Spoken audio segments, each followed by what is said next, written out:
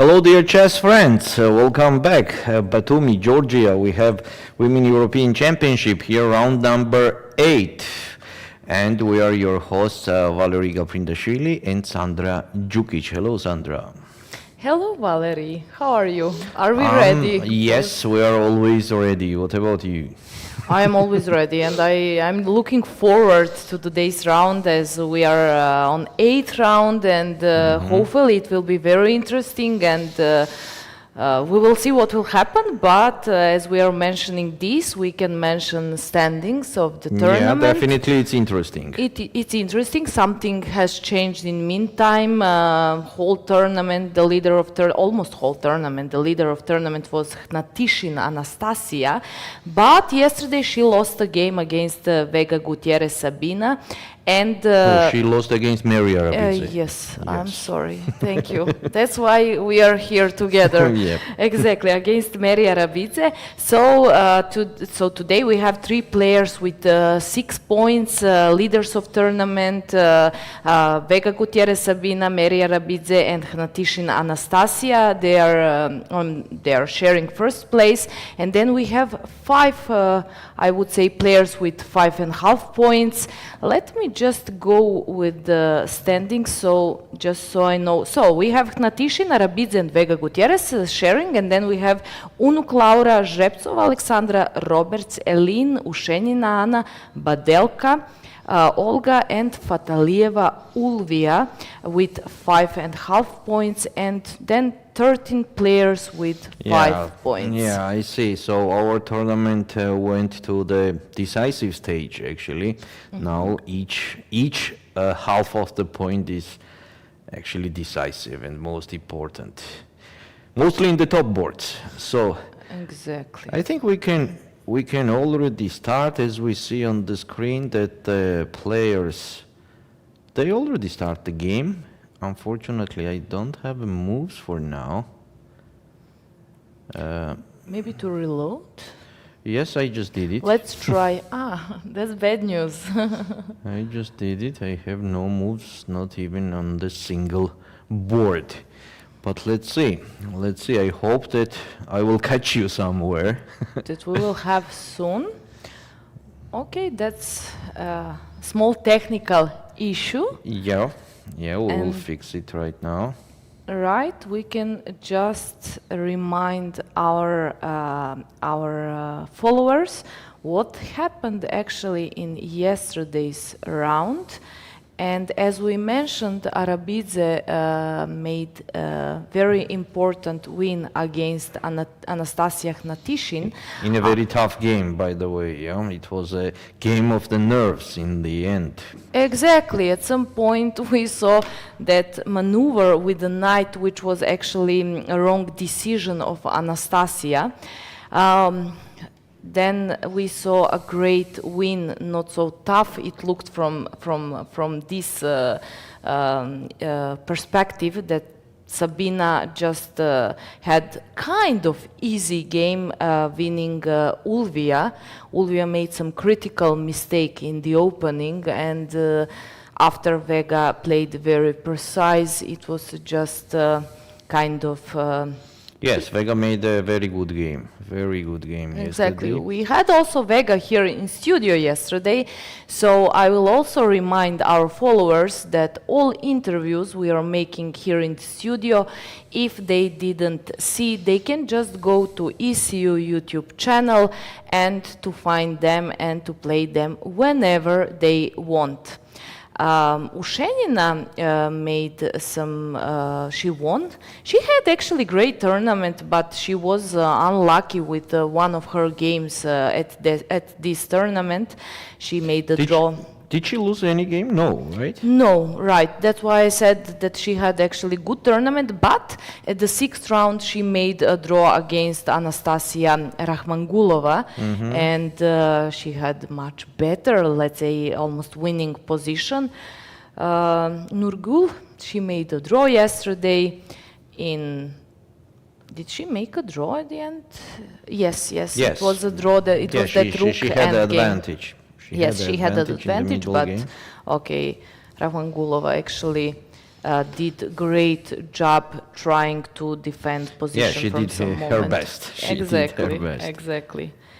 But Yep. most important games for leading place were those games we mentioned yesterday. Laura Unuk, she won actually. Suddenly, she won suddenly, connected Yes. to the position that she had. She just suddenly won the game from the slightly worse position against Lela Javakhishvili, a very strong and experienced chess player. And today she plays against Ushenina, and she has black pieces. It so will we be a see. big fight. Exactly. I hope she's better prepared than yesterday. As yesterday she played very slow in the opening. She had white pieces, but in very early stage of the game she went to the time trouble, although she played great in time trouble. And suddenly, I mean, She won the game in the time trouble, in her time trouble. Exactly, exactly. Okay, she was pushed to play fast. She had to do that. So, yeah, that happened. We can see on our screen. Actually, I think this is a decisive game of the tournament.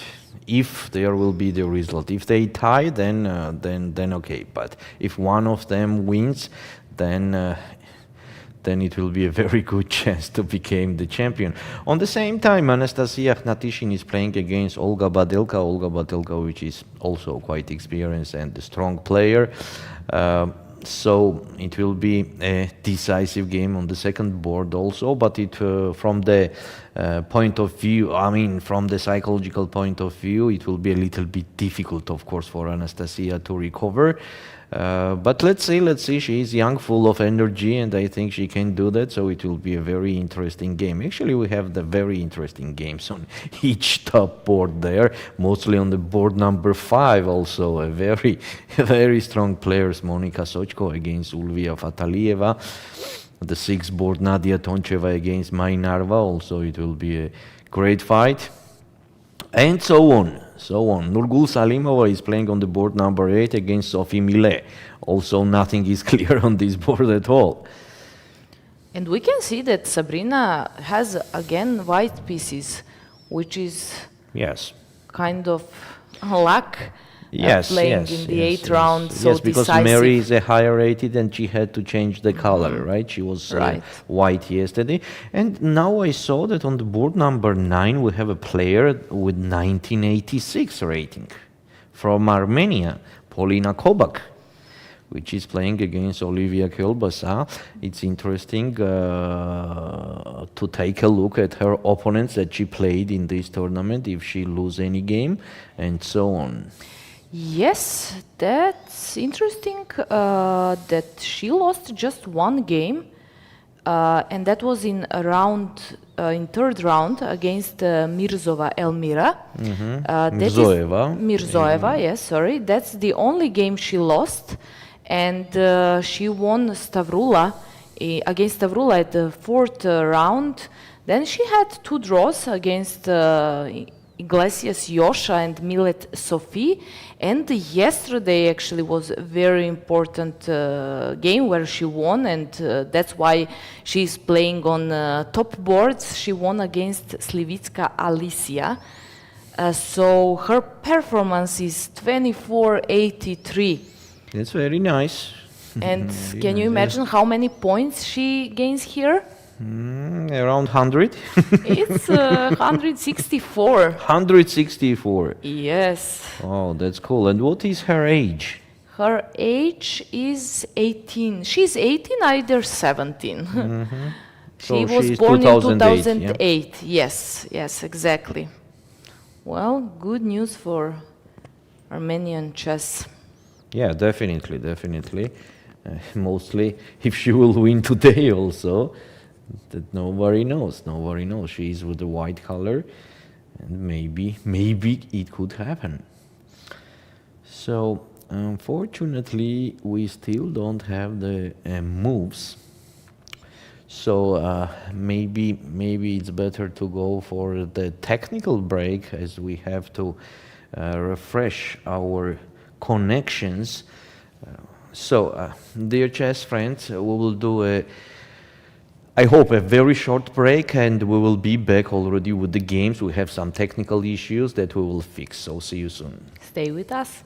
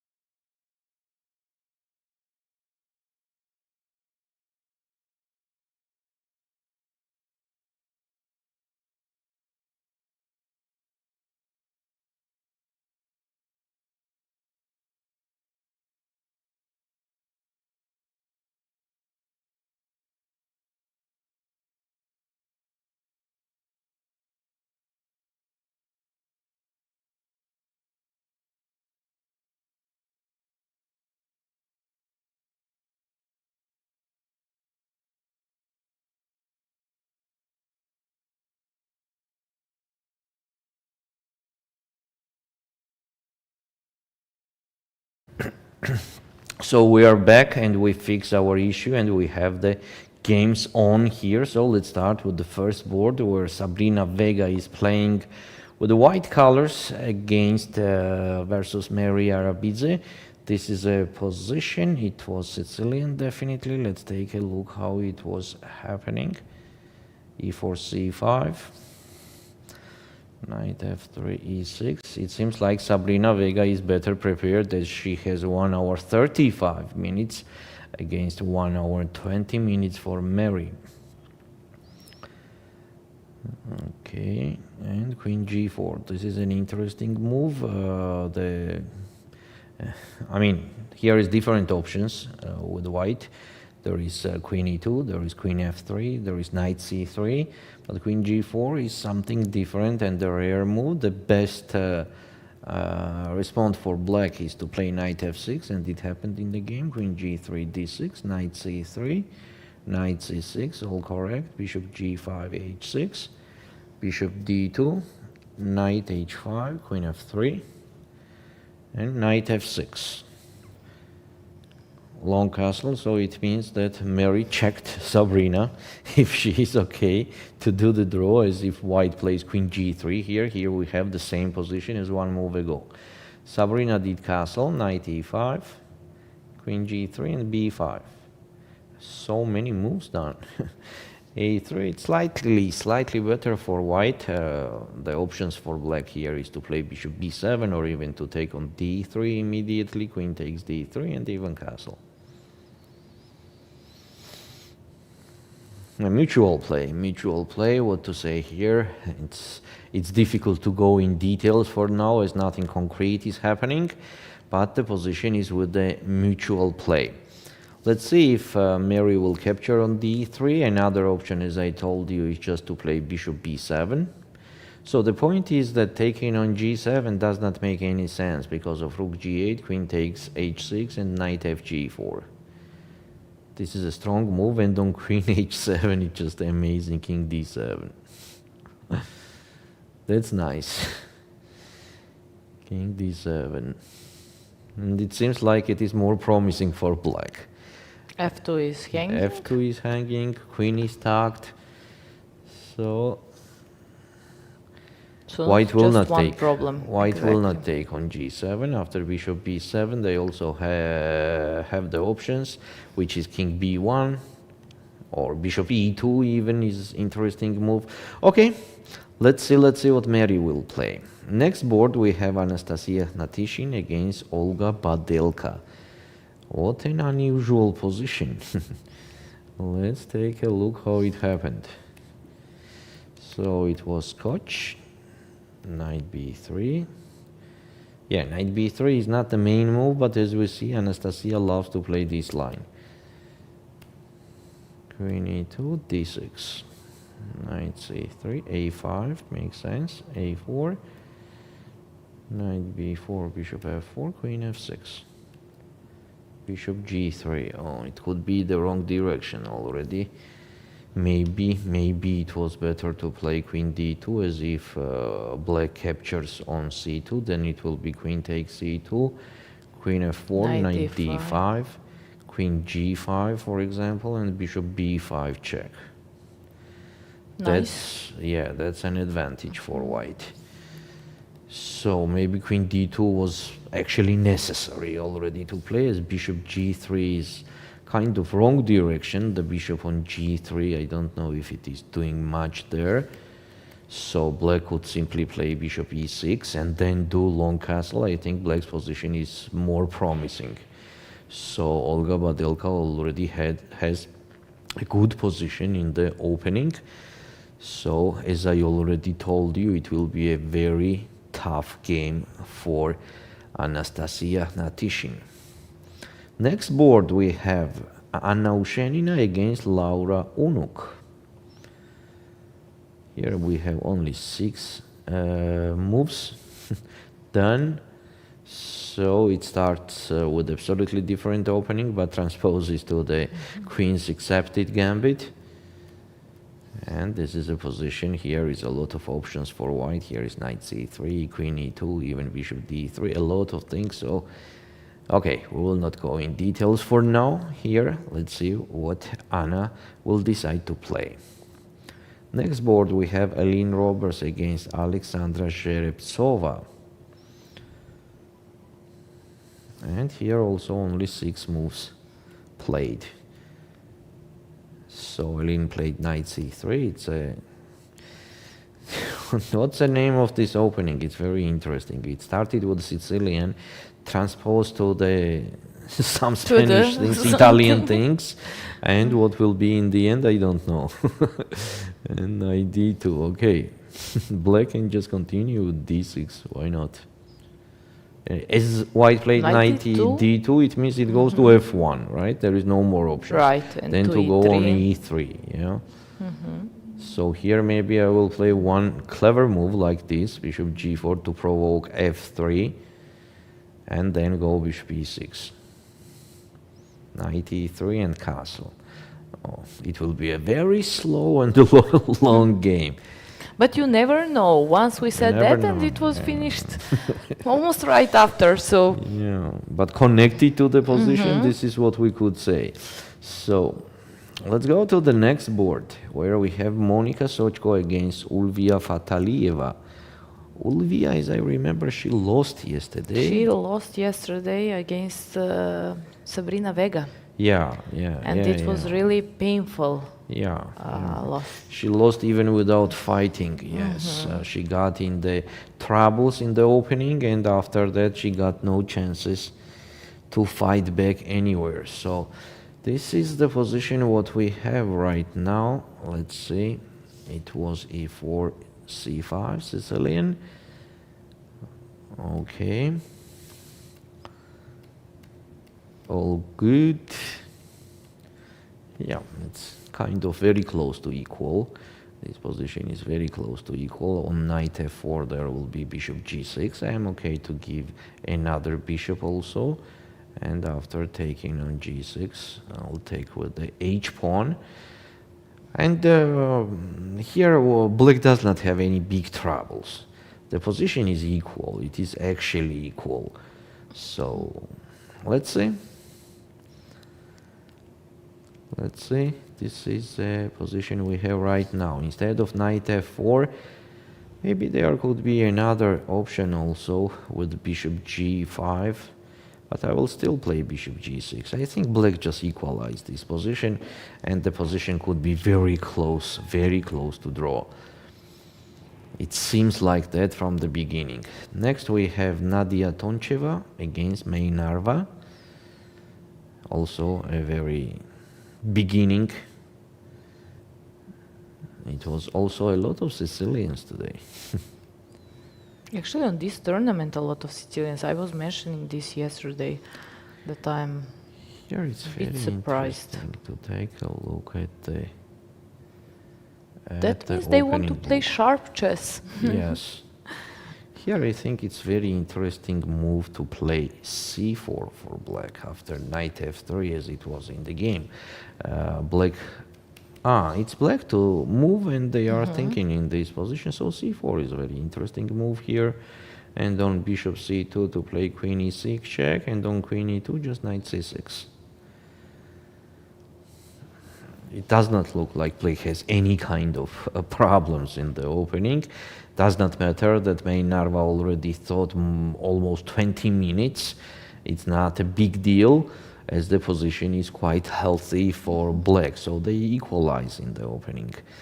Next board we have Anna Maya Kazaryan against Bella Khotenashvili. Anna Maya Kazaryan is back. She is back. She As Bella also, Bella, actually. yes. Both of them are back. So it was 4 knights, went to Scotch, and black here decided not to play d5, which is a very common, very well-known line. Instead of that, Bella started creations, as she loves to do it.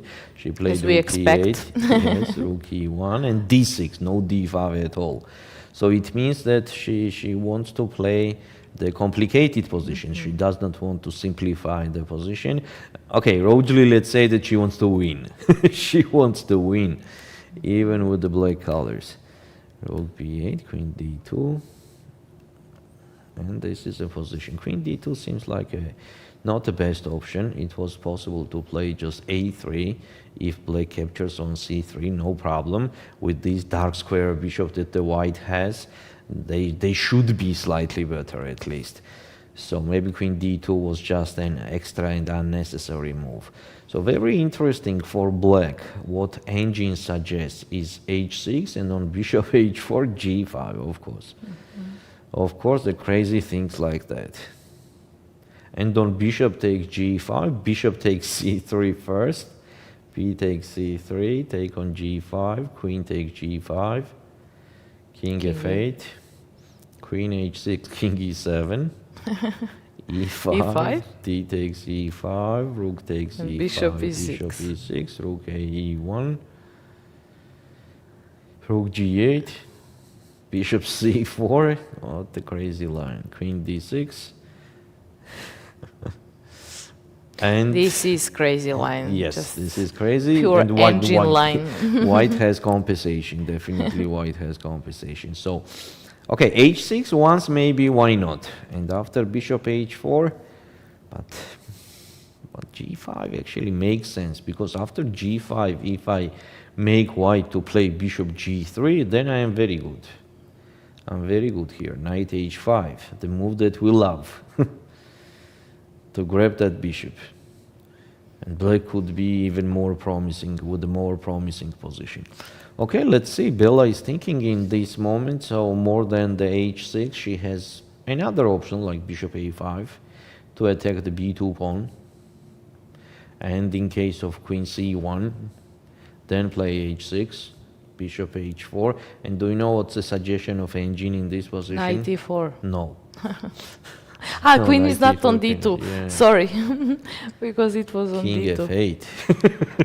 Okay. To prepare g5.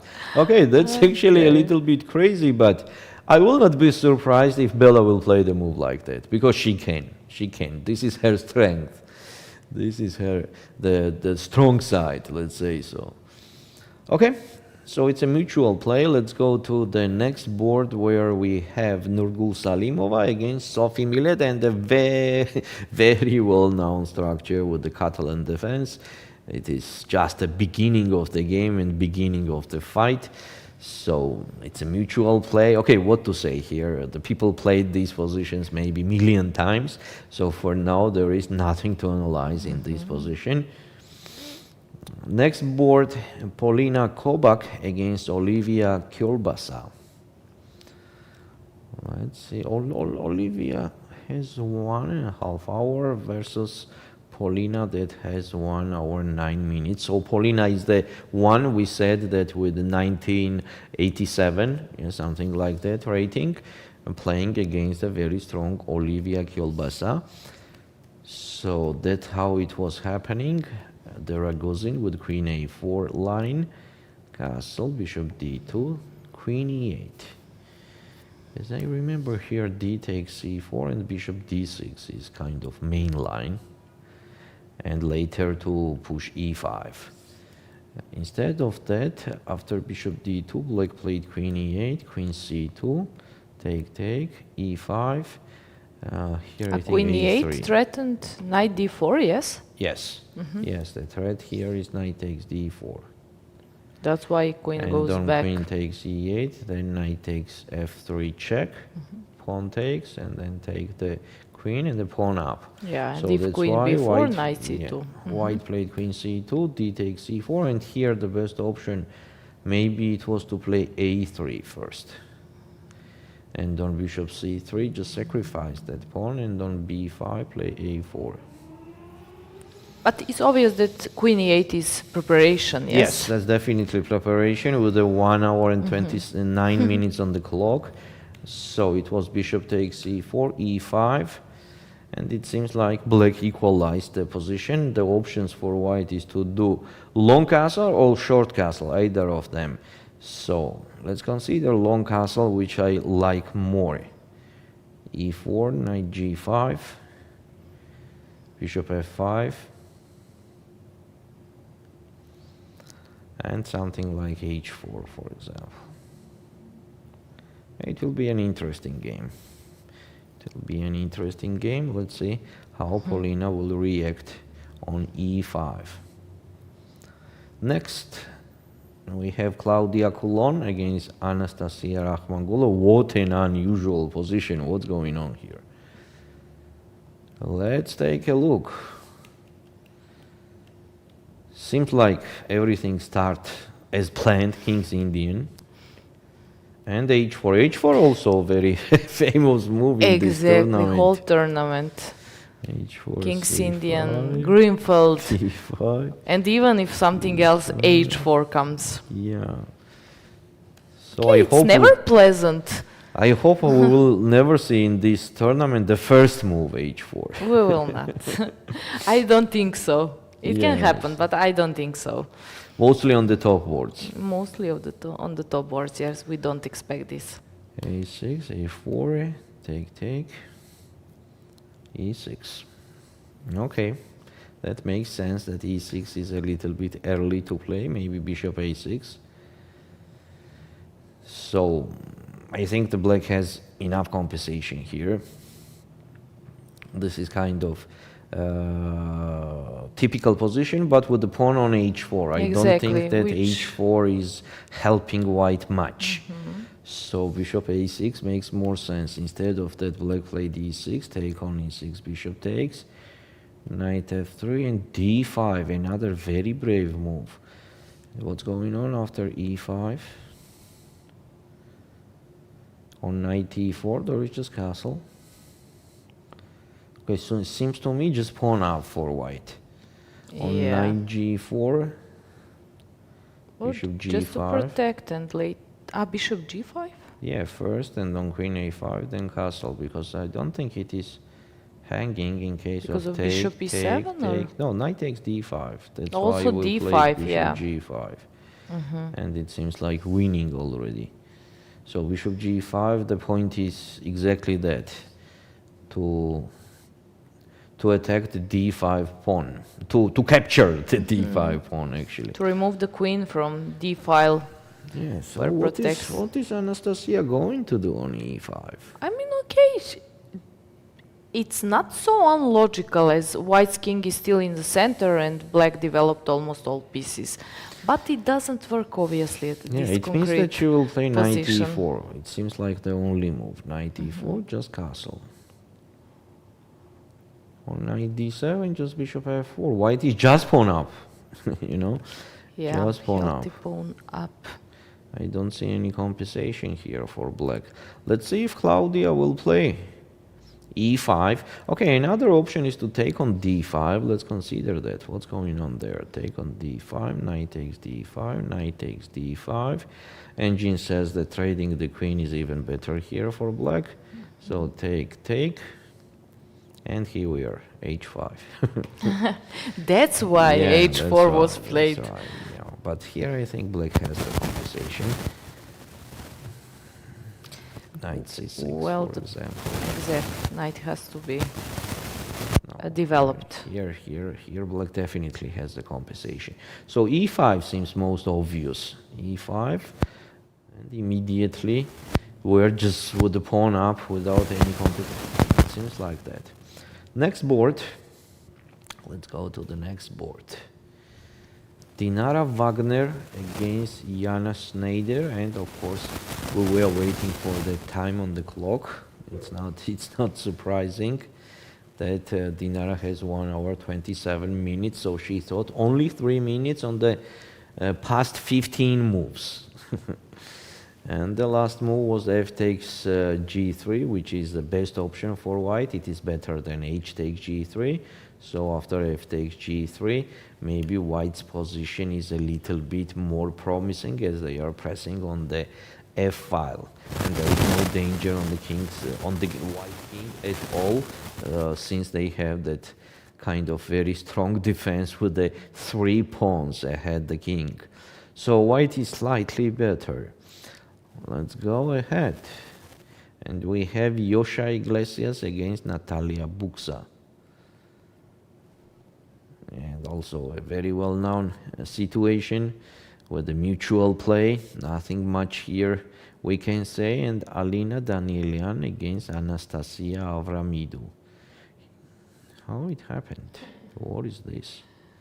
What opening was that? I was also trying to find out. Yeah, and black did everything B4. correctly. B4 is not it too much to play B4. I don't think that white is afraid of the black C5 here, so B4 is a little bit time wasting. So black continued their idea. They played e5. So it seems like black is doing the correct chess. And just develop the pieces, got the center, maybe now even g5. I loved it, eating that bishop. Knight, I love black's position. I mean, I just love black's position. It's just a dream. 4-3 on the move number 13. We're slightly better with black. But Anastasia is spending too much time. As you see, 1 hour 3 minutes on the clock. So let's see if she will continue doing the correct chess, as we call it. By the way, Anastasia, she didn't lose any single game on this tournament so far. So too many draws? Yes, but very stable play of Anastasia. She had 4 draws. Actually 5, I'm sorry, 5 draws, and she won 2 games. So I see. Okay, let's go back to the first board. We stopped here, and they still did a lot of moves. So Meri captured on d3, queen takes d3 castle. Bishop e3, take on e3, queen takes e3. And it is black to move. White is slightly better here, slightly, a small plus because of the d6 pawn. But of course it's not easy. Small plus on the board and small plus with the time. Yes, yes, with the time also. So actually Vega has a very comfortable position. Let's say so. The position is comfortable. Maybe not a big advantage, but it's a comfortable position for Vega. Easy to play, easy life. Anastasia Hnatyshin suddenly improved her position. Here after bishop g3, we were saying to play bishop e6 and long castle with black. Instead of that, Olga played knight e7, which faced a long castle and short castle. Yeah, I just like to do the long castle with black also, as the king side could be in danger. So for example, let's go. A lot of times we had this move in this tournament, so why not to play this here, h4. h4, then later h5, even then rook h4. It seems to me like a little bit better for white, more pleasant, not an advantage, but just more pleasant to play. Anna Ushenina, a very theoretical position. As we see, Sandra, today we have a very slow games. Very slow games. Everybody is with the highest attention at the board, and no actions we have for now in the top boards. No actions, unfortunately. Unfortunately, exactly. Maybe in time troubles. Yeah, but it is actually far away right now, so let's see. Monica Sochko against Ulviyya Fataliyeva. As we said, Ulviyya's position is quite healthy without any troubles. So she's even a little bit ahead in development. Okay, isolated pawn on d4, but until white will attack that isolated pawn, we can start another game. So it will be just far, far away. So Ulviyya's position here is a little bit even more promising. Then Nadia Toncheva against Mai Narva. We have this position. Mai Narva did not play c4.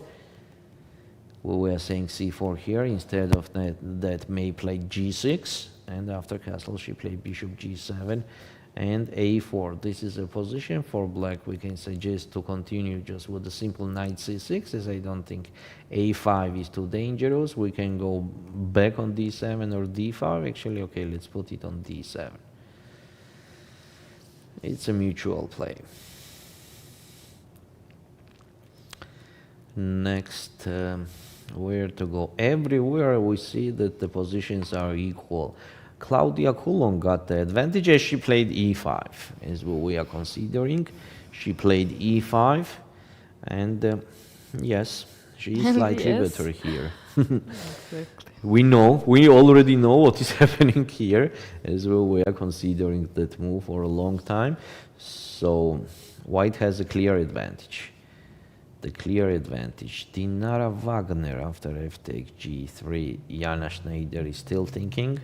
Or not, she did the move. She did king g7. What to suggest for white? Maybe bishop b1 once, just to have that queen c2 ready in case we need that. Yeah, queen c2 will be quite unpleasant. Battery, which is attacking the Then to opponent's try king. to double rooks on f-file, and there is Yes. knight g4, which can disturb this idea, and maybe to sacrifice something later. I'm sure. Why not? Yeah, white is slightly better here. Next, if you just go just all the way down, you just see only equal, but very equal I was also positions. trying to find if Yeah, I engine just got crazy anywhere, but it doesn't happen. I just went to the move number 2. I mean, board number 20. But and, it's expected. It's just yeah, first it's part of the expected. game, early openings, and that means they're Queen well prepared E2. for today's game. Anastasia made a small error. Here we said h4, later with h5 and rook h4 and rook f4, the game like that. Instead of that, she played queen d2. So the problem of queen d2, oh, it's very interesting if Olga will play this move. The only problem of queen d2 is immediate d5. What a move. So what's going on here? Why not just taking the pawn? Bishop f5. Bishop f5 and c2 pawn is in trouble as there is no bishop d3. After bishop d3, just take and take on d5. Black has a huge advantage. So if white captures with the knight on d5, then knight takes d5 anyway, he takes d5, and anyway bishop f5. No c3 makes sense at all because of knight a2 checkmate. Checkmate. That's a checkmate, yes. That's not a check, that's a Oh, checkmate. you see that d5 is very strong move. Very strong move. I It is expect this move changing. from Olga. Yeah, this is changing the evaluation too much.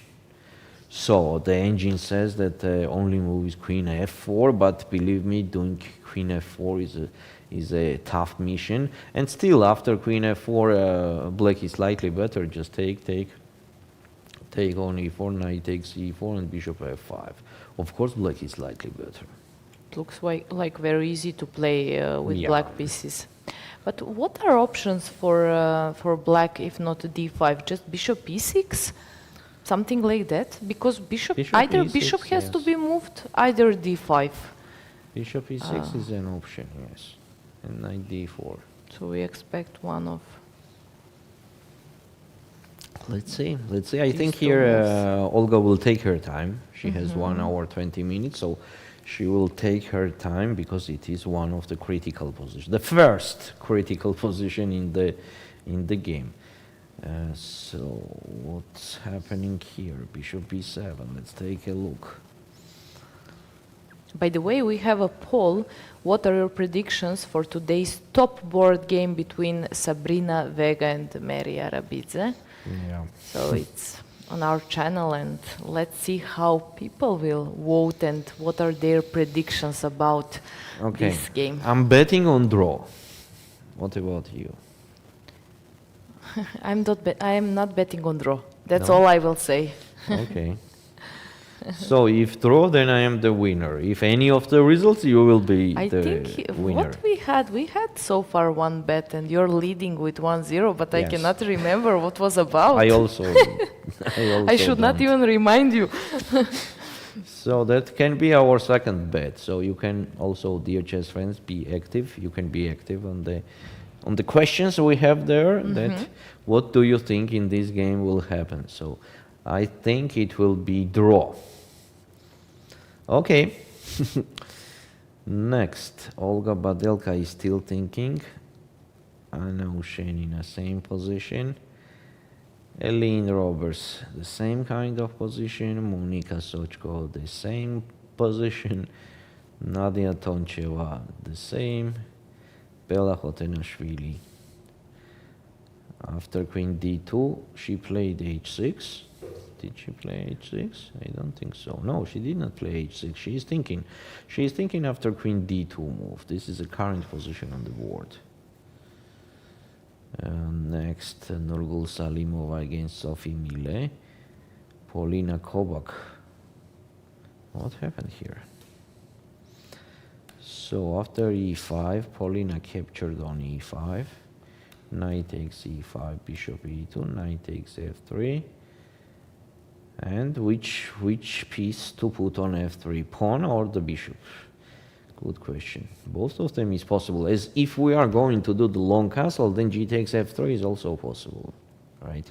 G takes f3 and then long castle. But if we are not going to do the long castle, which is also the option, then we can play bishop takes f3. But somehow I want to do the long castle. Queen e... No. Queen I was thinking e5. Queen e5 is an option, yes. Queen e5, and here is knight e2.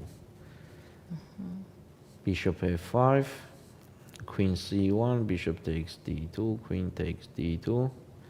Looks very pleasant for black. Yeah, definitely. Take on e4. Okay, yeah, that's why g takes f3 and long castle, dear chess friends. G takes f3, long castle. At least we have the semi-open g file there, and we have some plans and ideas to attack the opponent's king there. Yeah, and black will Polina not is have thinking. so clear idea what to do as after bishop f3. On the first board we got the move. This is f3 after bishop b7. Black played f3. So what is the most obvious move? Definitely queen c7. Yeah, now or later that queen has to stay there. Queen c7, and in case of g4, which is possible after f3, then knight d7. I don't think queen d2 is creating any troubles to me, as I will play knight e5, and on queen d6 black just capture, and knight takes f3. On knight c5, okay, let's take bishop c8, what else to do? This is an equal position. So queen c7 seems the most obvious move after f3, but Meri, for now, she is thinking. Next board, we have same position. Bishop e6, you see, Olga Badelka did not play d5. Oh, that's very important Disappointed. moment. Yes. I just wanted to see what will happen. Okay, for Anastasia, this is just good news. Yes, it's a good news It's because a good news. c5 was kind of changing the mood and the style of the position, and was on the black side. I mean, black has a very comfortable position. Instead of that, Olga played bishop e6, and white can just answer with knight d4, for example, which seems to me the most obvious move. And still, if black does not play d5 here, then they could be a little bit worse. So d5 is still necessary after knight d4. Anastasia is thinking. She will take her time a little bit. It seems like that. 10th board. 10th board. Just it Claudia happened what we Coulon. were considering, knight g4, Knight and now... g4, not even knight e4. No. So now last correct move, bishop g5, and white has a huge advantage. Yeah, bishop g5 attacking the queen. f6 makes no sense because white just captures on f6, and on knight f6 just castle. And let's play just pawn up. The things like h6 does not help because just take on f6, rook e1 with tempo, bishop f7, queen d2 with tempo. Everything comes with a tempo, bishop g7, which is knight so important. e5 with tempo. Yeah, and Rook a7, rook a d1 with tempo. rook a7, okay. Okay, but there is not much to do here. Black cannot develop a knight. Yeah, Unless that's a knight problem. a6, which D4, doesn't D4 also is not bring a lot to best black. option at all, as after rook f7 there will be bishop c4. And on king f7 it will be even checkmate there, check. On king f6 just queen f4, checkmate. Yes. Okay, so this is what we have. This is what we have in the openings, but I want to take a quick look again if maybe we have something somewhere. For now, okay, Elin Roberts seems like getting a small advantage. And the last move with black, d5, was not the best at all. Okay, let's see what's happening. d5, ed5. Okay, first of all, let's say that black could just continue with the simplest and the most obvious a6, right? Right. Okay, so d5. But He knight takes came d5. to b4, and the idea was most probably to Yeah. push d5. So So otherwise, what's wrong here? Let's take a look. Knight takes d5, knight takes maybe it's d5, just and pawn just for castle. I mean, it's yep. just positional. Yep.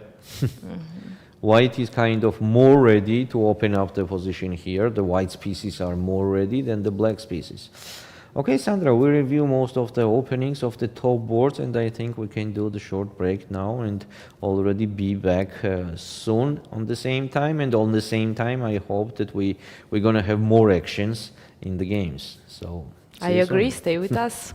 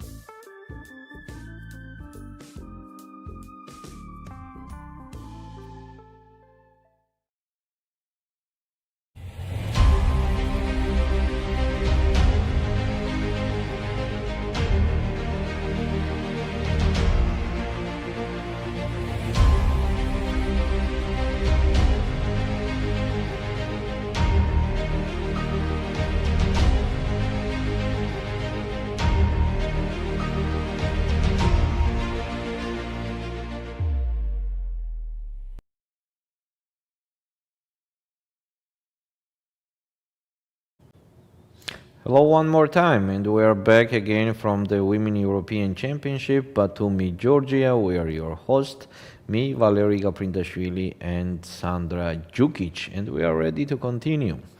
We are, but nothing specially changed in meantime. But still we have no actions, unfortunately. On the first board we have a very slow game. Okay. Engine evaluates it as a slightly better for white, but from practical point of view, the position is very close to draw. Actually, let's say that. For me, it seems like when I'm looking at the screen, it seems to me that they are kind of okay. Both of them are kind of okay to do the draw. The last move was G3. Here Meri is thinking, and she has multiple options. This is rook AC8, this is rook FC8, this is knight E5. For me, the most obvious seems to rook FC8. Yeah, and on knight D4 to play knight E5. So rook F to C8. Yes. Not A. Yes, F. And A rook for A5, B4 later, yes? Yes, maybe or on B8, and then push B4 That's interesting somewhere. when you have to decide. Yeah. Sometimes it's clear, sometimes it's not so clear. Yeah, sometimes it's not. Yeah, maybe still slightly better for white, but I don't think that the black has any special problems here. So it is very close to equal in the draw. Actually, equal here means the draw. It's not like the mutual play. And 2 points for you. Yeah, will be. Will be. And here we have Anastasia Natishin against Olga Badelka. We were saying here D5 for black, which was very promising for black. Instead of that, in the game was bishop e6, knight d4, and at least now Olga played d5, as it was already extremely necessary to play d5 to don't get in the stacked position. Now after d5, yeah, it was a move, knight takes e6, f takes e6, and f3. Let's continue with the most obvious rook a d8. It's a mutual play. Black does not have any troubles from the opening. Only knight b4 secures that evaluation, the very strong knight on b4. Yeah, what to say? Mutual play. Neutral, but what after rook a to d8? de4 is a threat, or it's not? Okay, the suggestion for engine is king b1, so it means it's not a big there is threat. knight d4, yes. Actually, opposite, take, king f7, knight takes e4. Yeah, even knight And d4 then is also c4. at some point interesting, because after rook d2 there is intermediate knight Here f6. knight takes e4 also makes sense. Yes. Knight takes e4. So that's not a threat. So That's king not a b1 threat. looks king like. b1, yes, king b1. But black also could continue with knight c6, and nothing so special is happening here. Now it is a threat. D takes e4, yeah, kind of, as the rook on d8 is protected. In case of taking on d5, just e takes d5. Okay, engine evaluates as slightly better for white, but I like black's position. Yeah, I agree with you. I also prefer black's position. Okay, let's go to the third board. But, okay. Silence. Nothing concrete at all. The only thing that we have to mention, and is important, that Anna Ushenina already thought more than the 40 minutes until now, which I don't think was so necessary to do. The position is quite well known, so the options here for white, the main option maybe is to take on c5, knight takes c5, a4, b6, for example, b6, and queen somewhere, e2, yes, queen or somewhere, on e2 maybe, yeah, bishop b7, and rook fd1. A very equal position. queen c7 will be on the same time from black. On rook ac1, it's possible to play rook. c8. Even rook fd8 is okay. Yeah, because on that c file there is nothing. Is it no, b4? b4, yes. Exactly. Yes, I b4 is also quite just- dangerous. And as on knight takes a4, there is bishop b3, and on queen d7, there is knight c4, and the clear initiative for white. So maybe not rook fd8. Queen b8 immediately also possible. Yeah, it would be perfect if a rook from A is on c8 and then this queen b8 And works on very bishop good. e5, queen a7. What a position. Yeah, let's keep the queen there. And then rook ac8, rook fd8. Okay, very mutual play. Aline Roberts seems like has some advantage. Yes, that d5 was not a good strategical idea to push d5 with black, as the white pieces, as we already mentioned, are better prepared for opening up the position. Now the d5 knight is hanging, so we have to take care about that. It seems like only option is to take on c3. What else to do? Bishop takes c3 and queen d7. Definitely taking on c4 will be very bad because of this, and the d5 square and light squares in total will be the problem. And black square bishop. So queen d7 and sacrifice the pawn here. Bishop takes e5, bishop takes, queen takes, take on c4, take on c4, and queen a4. This is my point. King b1 and queen takes e4. Everybody happy. I don't think so. I think neither of players are happy with the draw. Knowing Alexandra, but also Aline is... But knight c3 is an only option. Otherwise the position will be very bad. There is no knight c7 because of queen takes b7. Just pawn up. On rook b8, just go back on e4. Why not? What's the problem? Just pawn up. Knight c3 then. Knight c3 Sandra will play knight c3. Most probably they will enter to the position which you mentioned. I just said I don't think they will be so happy with the draw. It's kind of forcing. It's kind of forcing. Well, let's see. But Alexandra has to see that idea that after queen d7 she is sacrificing the pawn, but getting back after queen a4 move. So the best option here for white is still to capture here, capture and just king b1. It is slightly better for white. Yeah, because white's bishop is a little bit stronger than the black's bishop. So that's why Aline will play here a very long game, mostly when Alexandra already has only 37 minutes on the clock and 26 moves to do until the first control ends. So in the time trouble, we know what is happening in this tournament. I think Aline will try to use that fact that the position by itself is slightly better with white. Yeah, it's much more pleasant to play. We are not risking anything here with white.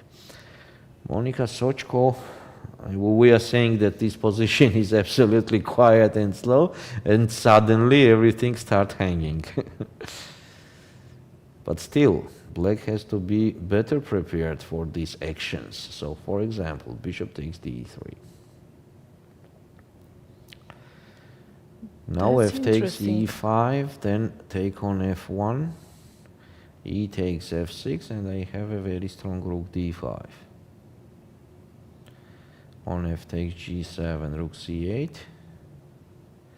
And on h4, just go back with the bishop. So that's an interesting position, but seems like black is better here. So after bishop takes d3, if white captures on d3, then it will be knight g4. And there is a square on e3. I would rather play previous position than this one as white. Yeah, sure. The previous is hard to estimate over the board.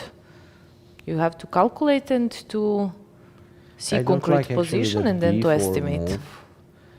And some actually, okay, the position was healthy for black from the beginning, and it is the same right now.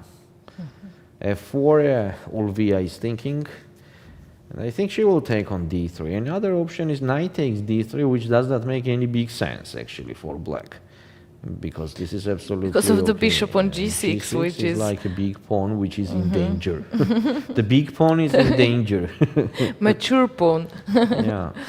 Okay, so let's see. Ulviyya is thinking. I think she will take a time here, as it is a critical position. Nadia Toncheva against Mai Narva. What happened here? Pawn came to a6 in meantime. a5, knight d7, queen e2, unnecessary move. Yes, if you don't push d4 now or later, then it's just impossible. So it's better to push right now. It is a moment to play d4, and that pawn is not hanging. Okay, actually it's hanging, but we have the compensation for that. Take. Queen takes and bishop e3. We're sacrificing another pawn. Take. And in case of bishop takes b2, rook a2, bishop e5, and bishop a4 is very strong. And what to do? Bishop d6 only option. Bishop h6, h6, f6, knight c3, g5, and with the crazy lines like that. Bishop g7, rook g8, bishop takes f6, take here, king e7, rook d4, and so on. White has a little bit more than the compensation. Okay, instead of that, Nadia played queen e2, castle, a6, take on a6. Okay, I'm not sure about take on a6. Maybe even here instead of castle, we can play knight d5. That's a possible option. Okay, anyway, in the game was castle, take on a6, and now with white we can simply play d3. Now d4 is not necessary at all. Or maybe first play knight a3, also possible. And on rook b8, let's play bishop c2. Yeah, knight will come to c4 at some point, d3, knight c4. bishop, Mutual g5. play. Mutual play. Definitely black does not have any troubles from the opening, so it will be a great fight. They also have almost the same, the equal time on the clock. And knight a3 on the board. Nadia just played knight a3. Yep. Anna Kazaryan against Bella Khotenashvili seems got the advantage, a very clear one, by the way. That bishop gone suddenly, queen e7, yes, that was kind of unnecessary move. a3, bishop takes c3, and after queen takes c3, okay, what to say here?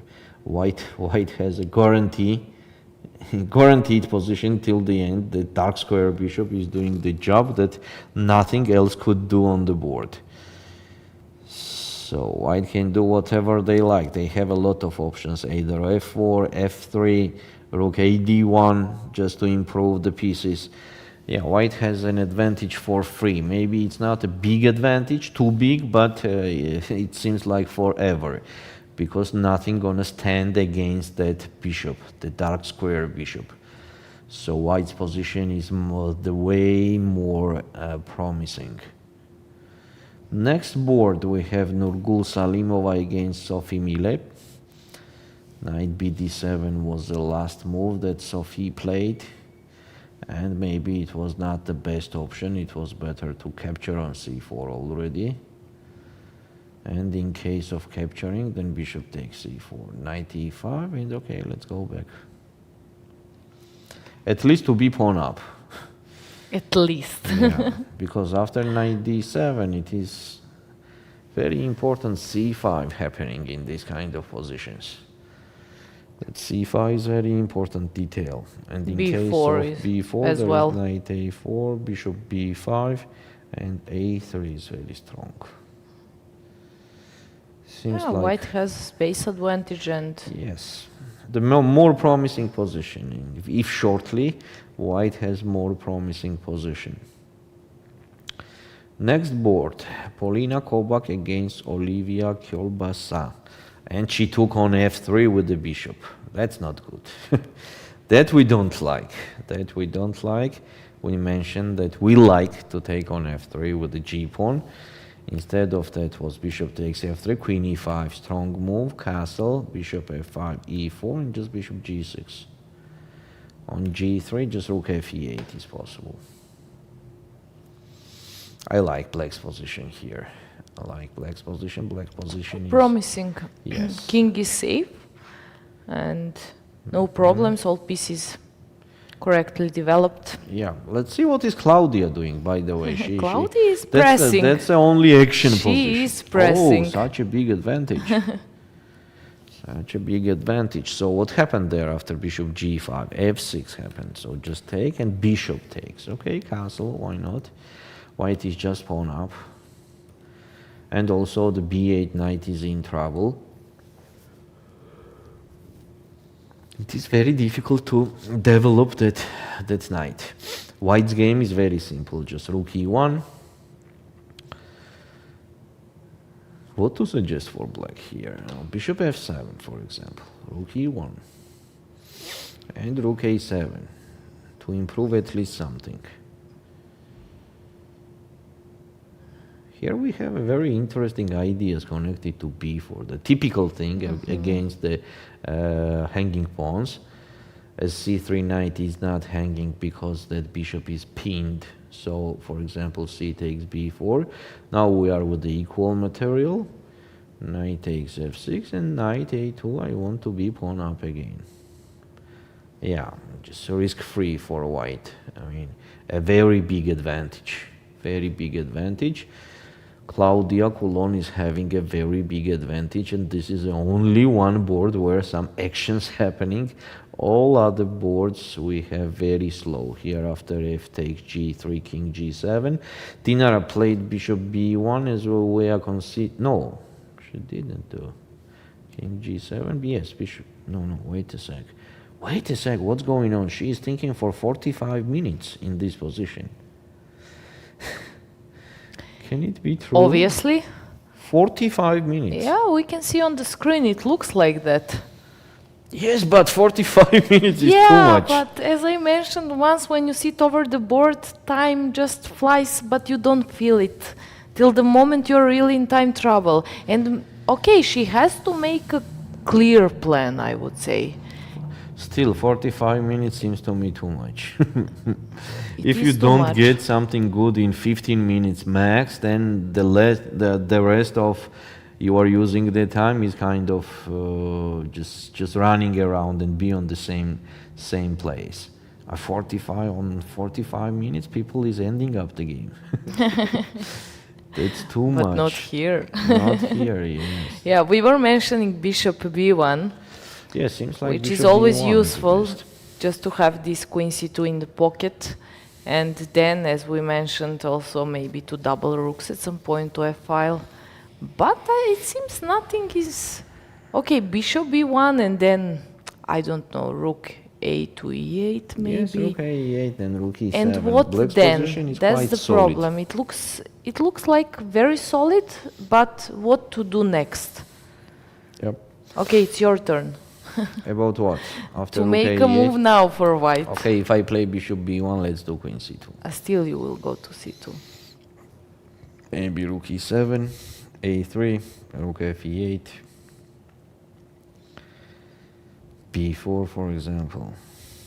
It's a very strange position. You know? You could not Exactly. understand It's what a strange the heck is position. going That's on. the problem. That's why she takes so much time at this point. There is no clear plan here. You have to improve step by step. Then This maybe knight on queen c3, d3, so I maybe would like e4 to be on d3, somewhere but- I will push e4. What about e4 here instead of b4? Then d takes e4, knight c takes e4, knight takes e4, knight takes e4, and f5 is just stopping that battery. Yeah, Yeah. a little bit unusual position. Let's say with the mutual play. Mutual play. Let's go ahead. After Dinara, we have Yosha Iglesias against Natalia Buksa. And seems like Natalia somewhere did a very wrong move, as after b4.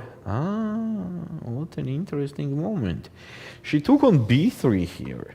Instead of taking on b3 after bishop a4, definitely bishop a4 and knight e4. For free. And then a5, and then a5. So, knight fd7, even the better move. The engine just gave me the hint now that after knight fd7, definitely. And we are eating the bishop. And we are eating that bishop. And this a5 will come, as you mentioned later. It's different if a4 very is good position not on the board for white. Instead of that, Puksa made a very strange decision. Just took on b3 and e6, and after b4, white is better. Now bishop a6. Yeah. White is just knight simply will better come to here. d4 and just take on d6. Does not matter. Does not matter actually in castle. I love white's position here. I will put rook a3 somewhere, then try to double up on a file. Only white is pressing. Yosha has a very good position. We can mention that.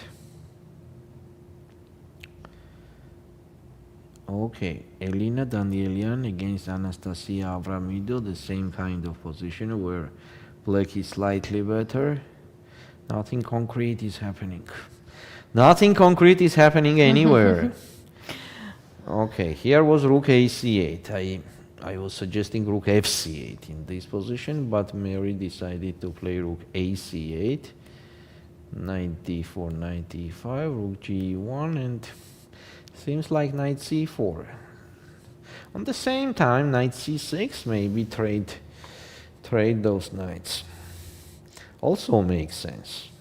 Definitely that makes sense. Yeah. I guess you were right, and this game will end in a draw. It smells like a draw. Yes. Yes, it is. But look like at the time draw. at Meri's clock. 35 minutes. But this is a not lot type of moves position done. where Yes. you really need She has to do a lot 15 of moves time. in 35 minutes. That's not actual time trouble. Let's go to the second board. So what happened here? Take on e6, take on e6, f3, and rook a d8, yes. Queen e1 and knight g6. Actually, I like queen g6 and knight on c6, but okay, knight g6 is also a very popular move in this tournament. h4 and knight g6. Yeah, queen b1. Black is thinking here, so maybe c6. Yeah, I like this move. C6 is just useful move everywhere. Supporting d5 on the same time c7 pawn is not hanging anymore, just in case we need the protection of that rook. It is protected. So very mutual play here. Anna Ushenina against Laura Unuk. The same kind of position we have here. Elin Roberts is in, and queen e7 instead of queen d7. We are talking about queen d7. Okay, what about this now? What's going on here? So bishop takes c4, right? What else? And bishop takes f6. Queen takes e4, otherwise I will be just pawn up. Or not. Oops. This way not. Queen g5 check. Are we getting the pawn back? No, there is just a rook d2. Okay. Let's go back to see other solutions. So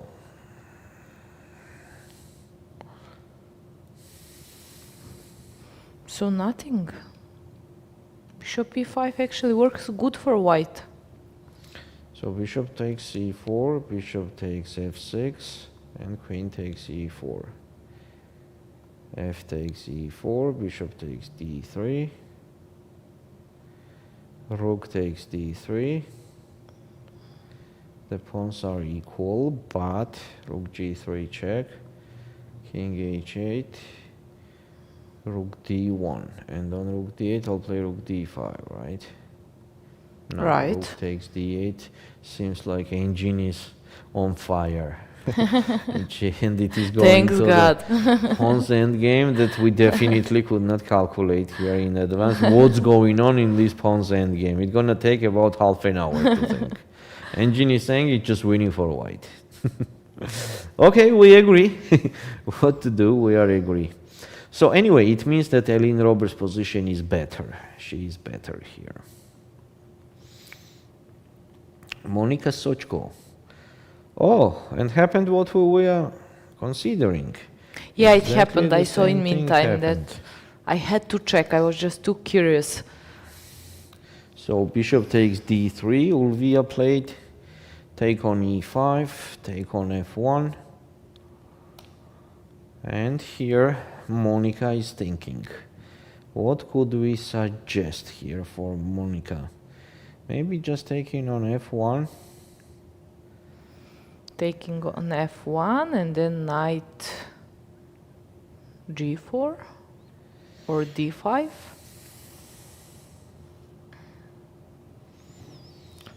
Engine says h6 is very strong. Okay, it has sense. Black wants to keep material advantage, so Bishop h4 and g5. g5, yes. That's crazy. The way to keep material He advantage, takes that's the only f6 way. and d3. Why this intermediate move? Aha, because of Takes d3 and then d4 square, so we Yeah. can just enter with the rook, yes? Rook Yeah. d4, rook. Or queen even, maybe. Here black has big advantage. If queen f4, the point is rook d4. Here queen f4 Or not, or just Queen to... d4. Or queen d4, and okay. rook on a1 hanging. So that's the point, okay, of d3, very strong intermediate move. Very difficult to see. But it seems to me that queen takes f1 makes more practical chances than taking here and rook d5. Obviously, maybe the advantage for black there is much more than here, but here it seems to me very easy to play for black. Just look at this position. Bishop is hanging. On knight e4, just bishop c4. Oops, sorry, not bishop c4. Are you sure? No, definitely not.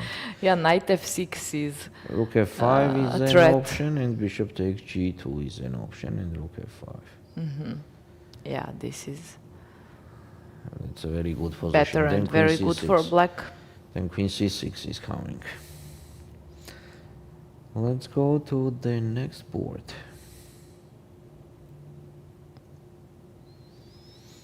That was Monika and Ulviyya. Board number 6. Nadia Toncheva against Mai Narva. So nothing much happened. We already considered that knight a3 and knight c4, what white did. That's a mutual play. Anna Maya Kazarian played f4, and this is very tough position for black. A very tough position. Missing the space, missing the bishop, and no counterplay. On the same time, no counterplay. That's a huge advantage And for white is the one who decides if she will capture on f6 and Yeah, just sure, to enter anytime. to endgame, which is completely pleasant for white, or just to keep a pressure, which is of course much better. Anytime, yes. Yeah, very pleasant position for white. Then Nurgyul Salimova with Sophie Millet, and you see c5. Salimova played c5. Before knight a4, bishop b2, and we were suggesting here a3, strong move. Yes, that's correct. I just remember. a3 is very strong. a3 is very strong. Should we go to board number 16 to 16. estimate the position? Yes, Olga Zimina as black. Let's see what's happening here and if knight will be trapped or not. Because once knight c5 comes, then if we trap the knight on a1, it's obvious advantage for white. But there is always but. Yes. Sometimes big, sometimes small. Exactly. That's so true. knight takes a1, And knight Knight c5. c5. Most obvious move, and it will be played for sure. And Knight then takes like e5. seems f6 like maybe. that. On f6 we just go on f4. Okay, e5. I want to try to save my knight or to. Okay, e5. e5 is logical. Why not? Take, bishop g3, and now I would take like 45 minutes. Now it's time Seems to like think. King d2 is unstoppable, and then moving the bishop. So the engine here says g5 and giving us a very interesting line, which is king d2. So we're rook down now. But why? We are rook down, just eating the pawns. King d7, eat another pawn. So just to forget about material for a moment. I mean, yeah, then Okay. bishop d3 and just take, and we're gonna have 2 pawns for exchange. And a very bad pawn structure for black. 4 islands. 4 islands. Yeah. And those islands is not Canarian to have a pleasure there. Sadly. Okay. So maybe let's take Just a look Italian. at Claudia. Not Canarian, but Italian. Okay. The only shining place for us. Rook a7 happened. Rook a7. So as we were considering rook e1, seems like the best option, and on bishop f7, just queen d3. Then we want to play rook a d1. Not a position, but sugar for white. And it's a very huge advantage. Okay, let's go back to the first board. What else to do? Rook e1 and rook e8. This is a position. Engine says b3, and I am sure that that will not be in the game. No b3 will be in the game. It's just impossible. Are you sure? No, not b3. No. Touching the queen side there, I don't think that Vega will do that. Maybe just king b1. And on knight c4, queen c3. Or queen f2, let's Queen see. c. Yeah, okay. Queen c3 is also fine. Queen f2. But then queen d7 and a5 is coming. Yeah. It seems like it's easier to play this position as black just because of this clear idea afterwards, a5, b4. Since the queens are on the board, yeah? Yeah. If we trade the queens here, then definitely will it's be better for white. Easy play for white because of isolated d5 pawn, but as long queens are on the board, Meri Rudely we doesn't can have say to worry that, about anything. Vega also has to make the clear plan in her thoughts. I will do the move, I will play, and then let's see. That kind of mindset is not good at all. If you are fighting, then you have to fight till the end. If you are kind of okay on draw, then it's better to do the draw. Let's do it. Because here some moves, like usual moves, doing nothing, could get in trouble for white. Yeah, because if black starts moving the queenside pawns, the king is still there. Black is not risking to lose the game, though. Then what's the point of just looking from the side that maybe the opponent will do the mistake? Then it's better to do the draw, go to the room and have a rest for the next round. Yeah? Or if you are sitting there and you are doing the moves, then it makes sense to fight until the end. But for me, when I'm looking at their board on the screen, I don't have a feeling that they are fully fighting there. I mean, they are on that mood. They are still fighting, of course, definitely. But I mean, I'm just feeling the mood. Even from Meri, even from Vega, the previous games, they were all in the board. Now they are like on distance. Yeah, I share your opinion. That's a little bit dangerous to be on distance, yeah? Because if you are okay with draw, then let's do it. And go have a rest. By the way, we saw photo camera in the playing venue, which is not allowed, right? But okay, dear chess friends, it is allowed for media. So there is no problem with that. We have the official media from ECU here. So they are, of course, very welcome. They are not disturbing anybody. They are inside. Exactly. I can tell you more. They are doing such good photos that the people loves later those photos. Yeah, not all of people who are following are in position to play tournaments, so they like to check photos and videos and to feel the atmosphere, to see players. So also, even you, Sandra, when you were playing the tournament and somebody is making the photo of you and it is a good photo, it's nice to see, even for you, I right? would For pay anybody. for that. Yes, of course. But on all big tournaments, also Olympiads, Team Europeans, we always have some medias which are doing photos, and they are doing great job. So it's nothing unusual to see that. That's not a news.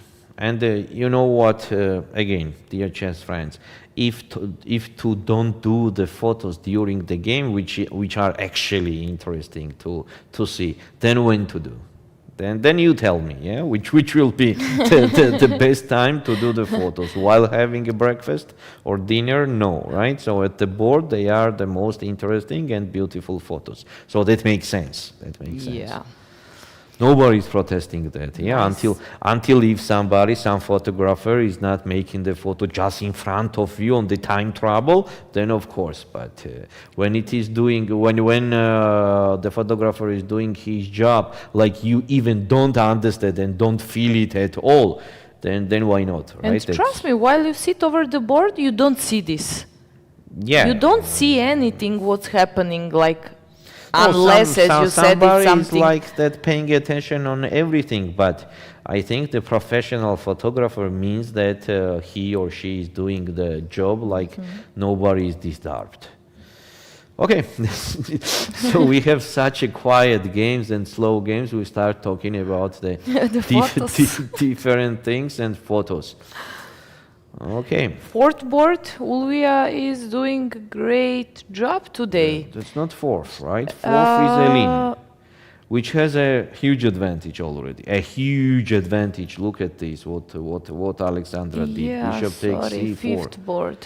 She did bishop takes c4, and after d takes c4, white is just dominating on the whole board. Oh, it is very tough position, mostly with 21 minutes on the clock. And 22 moves to do. Oh, it gives Elin a big advantage. So fifth board. Fifth board. Let's go to the fifth board. Yeah, let's just check Ulviyya's game. Yesterday we didn't have a lot to see, but today just... This is what I was talking about. That for me, it seems that more practical chances for white was to take on f1.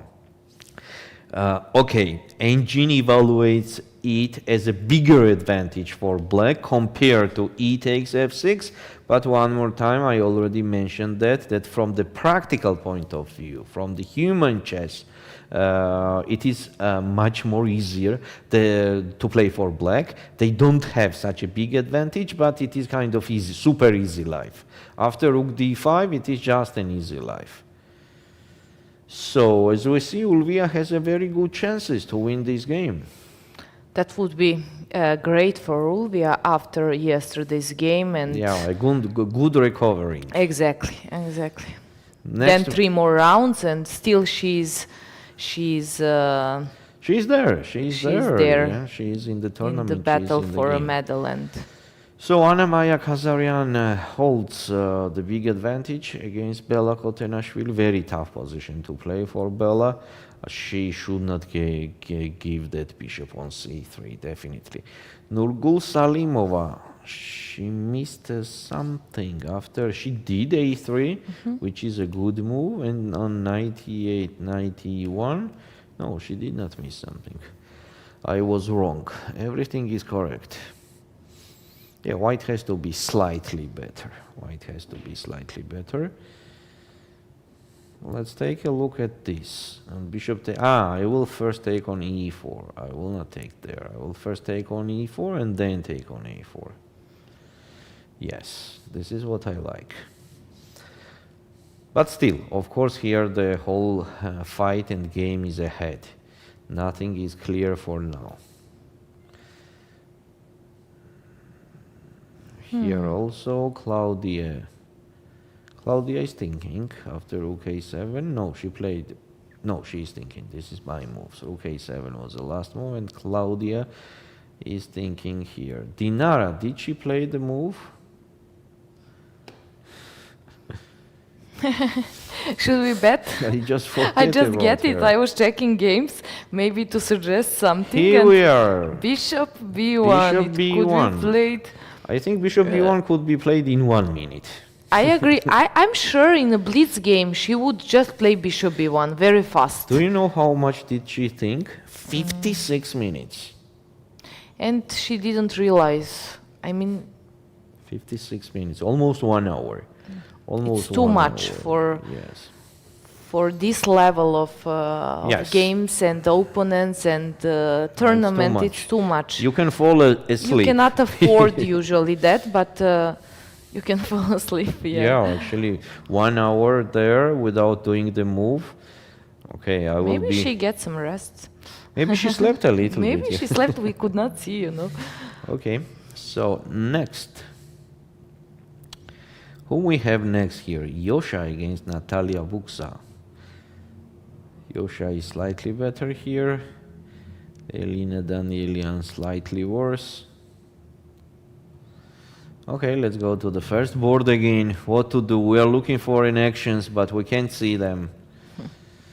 Rook e8. Here Sabrina Vega is also thinking. I think that here could be even the proposal of the draw. What move or no? It's move number 26.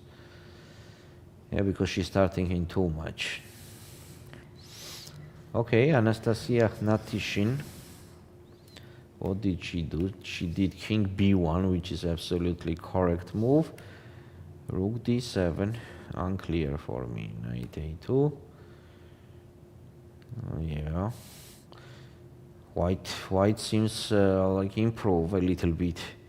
Rook d7 was not a good option, and from other side, Anastasia's king b1 and knight a2 was a very good decision.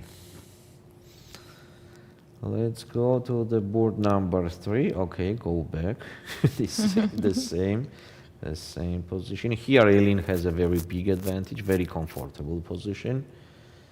Oh, and Monica Sochko played bishop h4, which is even a very bad move.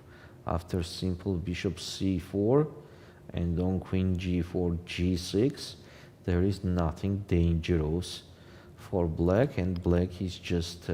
Okay, here is a point that on queen f4 we are doing the only move. King h8, only move, but enough for having the advantage. So, yeah. Should we go to 26th board? We can go While even everything is quiet. 164. Okay, perfect. 26. Let's see. Board There number is 26. some fire and mess, and I think it doesn't work for Bodana. Bodana plays as black. Anna Kubichka against Bothana Sivananthan. So we can see how Bodana came after, I don't know how many moves, like 16, yes? To this position, and where actually went, from which moment it went wrong for black. So here the position was minus plus, okay. After a3, black would play just a simple h6, and let's continue playing as if white captures on e4, there will be d takes e4, bishop takes e4, and queen e7. Black is absolutely okay. Instead of that, maybe she was afraid that knight on e4 was hanging, I don't know, but what's the point here? If I take on e4 now, what? Oops. Then what? Take and take. Take and take. I'm Doesn't also it just pawn confused. up? I'm also confused. Queen f5 doesn't work. So queen d7, very strange move. Maybe. Anna Kubichka played also not the best. Bishop e3, knight c7, another wrong move, and after c5 it is just a one-way ticket. Do you think that this is correct position? Or maybe No, it will be we correct. had Why some... not? Because of Why this do you think? decision, e4 was just pawn for free. Okay, bishop e3 is also solution, but why not to take on e4? We can ask Kubichka. We can. Yes, Yeah. f6. So now it is just f takes e4. Bishop is hanging, so d takes e4 is the only move, and bishop c4, resign. Knight d5, and here the best move is g4, and white is just piece up. Bishop takes g4, knight takes g4, queen takes g4, and king h1. I will not even go to trading the queen.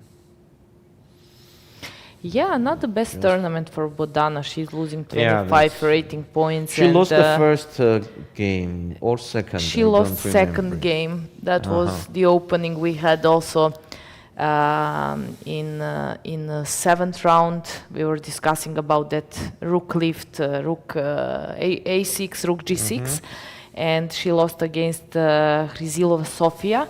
And then once again she lost. And By the way, what is Hrizlova doing? She started very well. she now? started very well. Now she's on 4 points, and Only 4 points. she lost against Kukashvili Sopiko in 5th round. She lost 2 games and 2 draws. So I don't think she's so satisfied. Although she's 12 rating, she's plus 12 rating points. So still it's fine. It's not. Okay, Sandra, as we still have very slow games, I think we have a chance to do another break and have a hope that the next broadcasting will be with actions, with Fast much more. break for slow Yes. games. Fast break for slow games. So we'll be back soon. See you soon.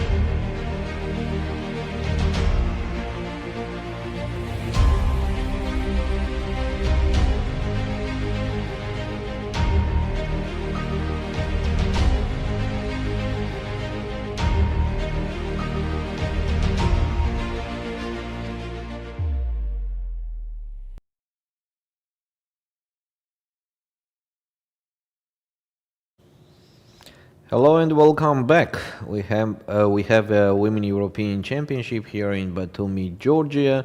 We have round number 8. We are your host, Valerie and Sandra, and today we have a little bit slow day. The games are too slow. No big actions happening for now, but we still try to find something somewhere. And we can start with the first board. Sabrina Vega against Meri Arabidze. Meri Arabidze just missed the excellent chance in this kind of position to have some chances. It is very rare, so she should use that chance. Last move was Queen C3 that Sabrina Vega played. Instead of Queen C3, she should capture on E8 first and then play Queen C3. Because what happened in the game, Queen C3 immediately giving the chance to black to capture on E2, capture and play A5. That could be already dangerous. And the rook takes D5, B4. That's an action. That's an action. Take on B4, take on B4, and on Queen B3, Knight E3. And that's it. A huge advantage. Almost winning. Instead of that? Instead of that, unfortunately, she did Queen D7. Rook takes E8 is a strong move. Rook takes E8. And now if Sabrina will play B3, and she did it, B3 is very strong. Now Sabrina having the advantage, by the way. Tiny border between Yes. draw having advantage for white, but also having advantage as black. So knight on E5 has to go, and here Queen A5 makes sense. This is unpleasant already. This is unpleasant for black, as after trading one rook, the white king become safer, and white could be more brave, start attacking the pawns. Queen C5 also is a very nice move, as on rook C8 there is just a Queen B6. So knight protects everything and rook protects the knight, and queen is very flexible. Very unpleasant position. Very for unpleasant. black. But also look at the time. Time also is there. I Time don't is see also good there. Okay, we see that news only for 11, black. only 11 moves to do, but still, that 11 moves will not be easy for Meri. And very pleasant position for white. Definitely Meri blundered B3 move. That's just a fact. So in case of knight takes A3, there is Queen B4. And on Queen E7, just take on E7, rook takes E7, King B2, B4, Knight C6. Big advantage for white. And if knight goes on E5, as I already mentioned, then it is very strong Queen C5 there. On rook C8, Queen B6, and here the only chance for black to don't be in a very bad position is Knight C6, which is actually a very strong move. And here, if we trade those knights, then we got chances to survive again. Yes, that's true. That's a fact. That's a fact. So taking on A6 now makes no sense, because just take on D4, take on D4, Queen C7, Rook D2, and Queen C3 is very strong. On Rook E2, just Queen A1 check, and on King D2, Queen C3 check back with a perpetual check. This is the only chance, by the way. This is already dangerous for Meri. When something is the only chance, you know, there is a danger. And that was unexpected move for her. We can see it on her face that she she was not expected that b3. Second board. Here we have a very slow game, very slow game. Maybe White's position is kind of a little bit more promising, but definitely we can't see any special problems here for Black. Board number 3, Anna Ushenina. And here Laura Unuk spent too much time. She has 17 minutes now, and it's only move number 13. It means that 17 minutes for next 27 moves. And although we will have a kind of endgame without queens, it's not so clear, and you have actually to play very precise as Black. Also as White, but So White she doesn't took have with the time rook, problem. yes, she took with the rook, and maybe knight goes now on a5. Yeah, it's a little bit more pleasant to play this position with White. It is true. So White's position, Anna's position, is a bit more promising. Elin Roberts has a big advantage against Alexandra Zhereptsova. This is a position that we have after move number 23. So 18 moves to do for Alexandra in 8 minutes. That's a real problem. That's a real problem. On the same time, she will be pawned down.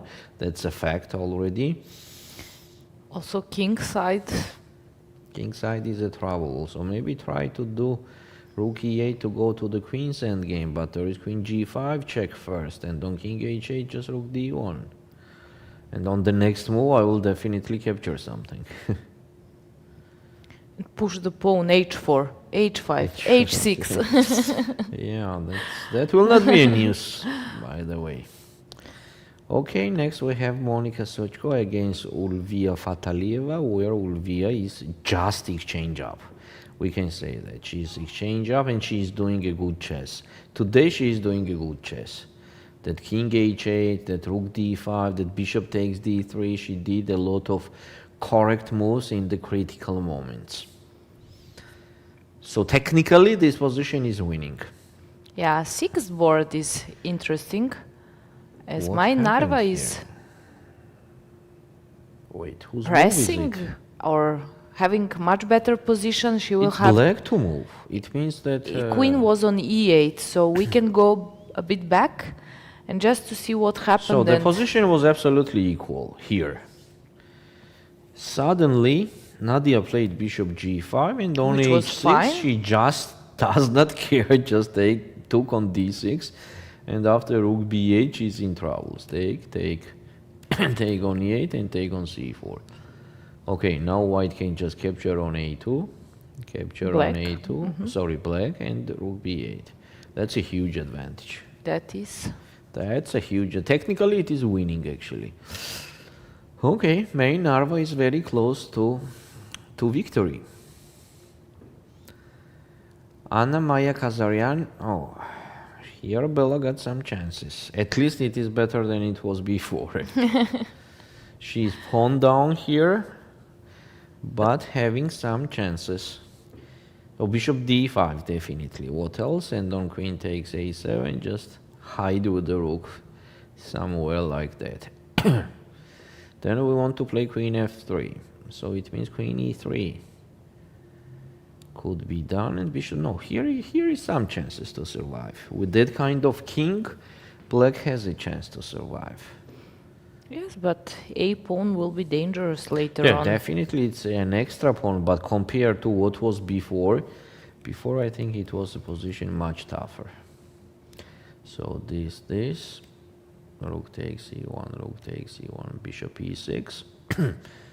And here white could play just rook f1 without weakening the king. Can we go one move back just to see why rook e1 is so bad move, such a bad move? So instead of rook Bishops- e1, black has to play bishop e6.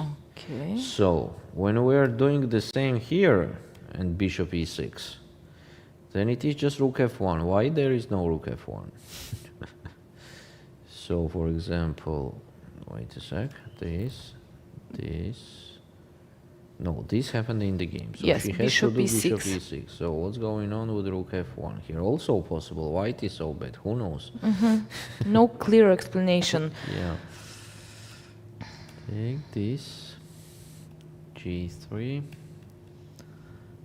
This is our analysis. Already the current position is queen d4, but more than bishop d5, I don't think rook a8 will be promising for black. Yeah. Okay, still, of course, Anna Maya has a big advantage, but Bella has got some chances to survive connected to the weak king that white has. And here, some errors from white in a row. So a3, knight e4, okay. Knight e1, not the best option. f3.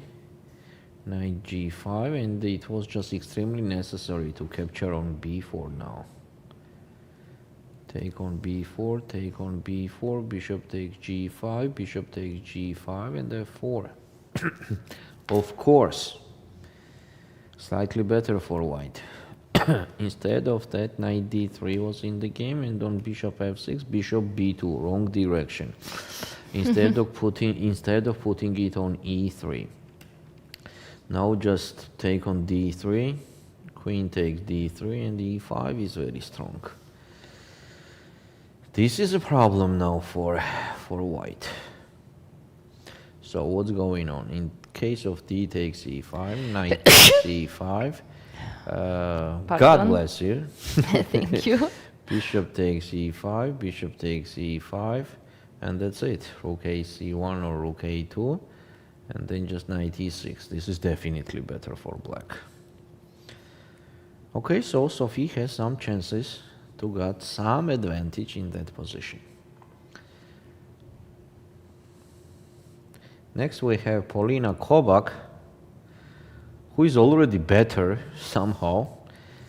Ulviyya managed to give the advantage to the opponent, but f3 was a bad move. It was much better to play f4 immediately.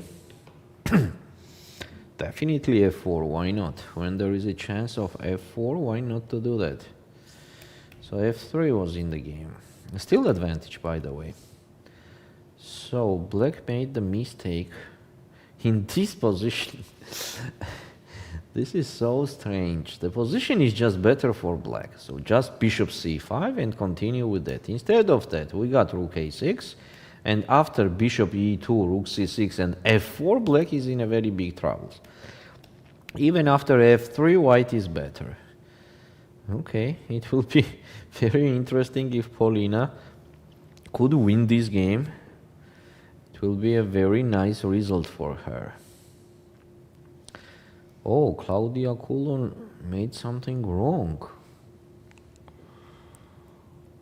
The advantage is not so big right now. So after rook e7 here, she has to play queen d2 and not queen f2. But what's wrong with queen f2? d4?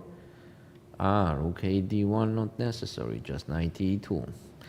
Rook a d1 h6, queen g3, take on g5. She just sacrificed the piece. What for? Why to sacrifice the piece when you already have the advantage? What a strange decision. Okay. b8 knight is hanging. Yeah, it's unnecessarily. So knight fd7, right? And now Right, knight d5. d5. And maybe here we have a huge initiative. Could be. But still, I will not sacrifice the piece there because I don't see anything too concrete here. Rook e5, and on knight f6 check, I can even take this.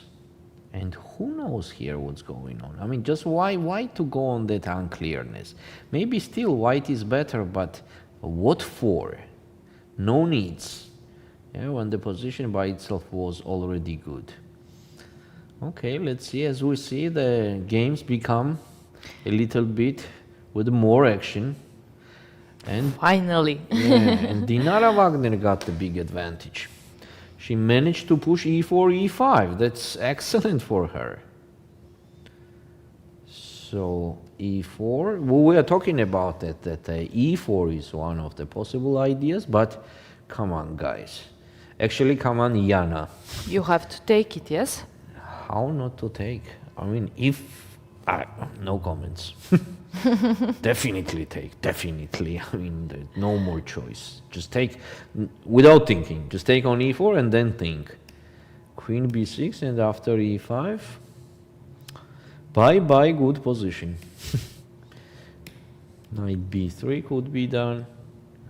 And look at the opponent's king now, I mean at the black's king. In a very huge problem. So once from nothing, Dinara got a huge advantage. Just because her opponent didn't capture Forgot the pawn to on capture. e4, and it's enough for huge advantage. She forgot to capture that. Let's go back to the first board. Sabrina did not play queen c5 here. She has to. Okay, king b2, rook c8. Now she is thinking, now if she wants to have the advantage, maybe queen. That was the position with queen a5 or not? On queen a5 there is queen d6. It's a little bit different with king on b2 and losing the time. So it means that queen has to go somewhere on d2 or e3. But knight c6 is coming on queen e3. Here I'm okay with black. And on queen d2 still knight c6 or not? Why not? Why not? I want to trade knights as black. Yeah, it's just And then necessary. I'm closer to a draw and less worries, and that's actually, I think, the main goal so far. Actually, from this point of the game, for black to trade knights and to make a draw, yes, which somehow could be to make made a draw. even before. As you said, sometimes if both opponents are kind of fine with the draw, it's better to do it faster, so then you have time to rest a bit and to bring energy back and to be in a great shape and Yes. condition to prepare for a 9th round in this case, which will be also very important with decisive But results. now we can understand Sabrina fully, you know, she has 45 minutes, she has pleasant position, easy game. Why not to try? Yes, why not No, to of try? course, at this point, of course. So, we have rook c8 and Sabrina is thinking. Yeah, I will refresh the screen, I think she is thinking. Yes, she is thinking in this position. So when the queen moves, we are suggesting knight c6. It's interesting, here is no knight c6. Here is queen p6, very unpleasant, and in case of taking on d4, queen takes d4, and white is immediately gaining the pawn. That's different thing. Or if we stay like rook d8, possible actually. What's wrong here? Nothing is wrong. Very close to draw. Since we will trade the knights with black, then it is very close to draw. But with the knights on the bench, she played queen e3.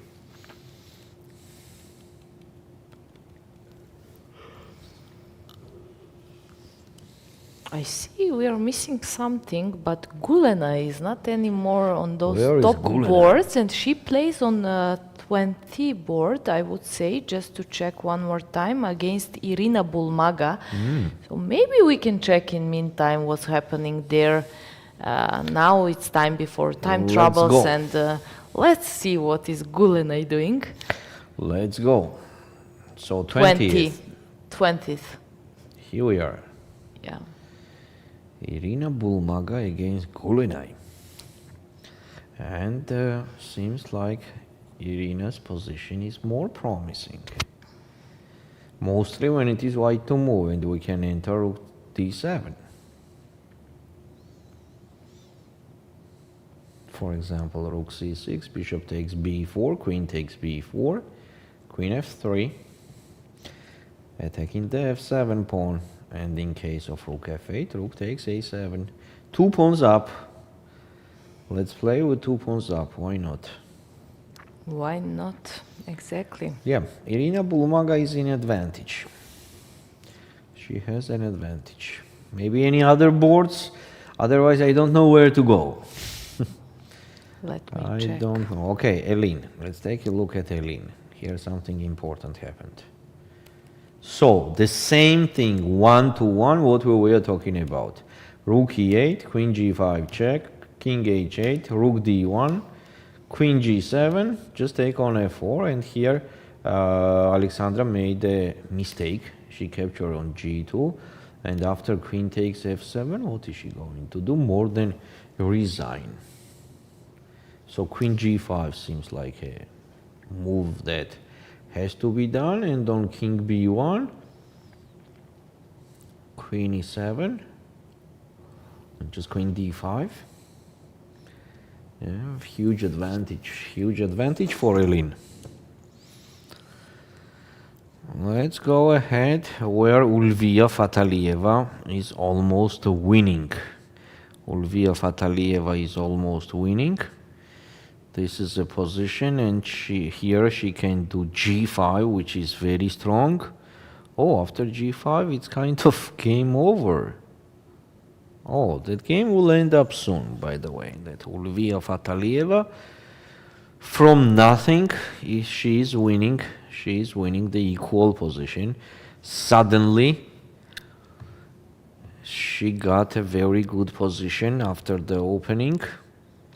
And now she is almost winning. After g5, I don't know even what move to suggest.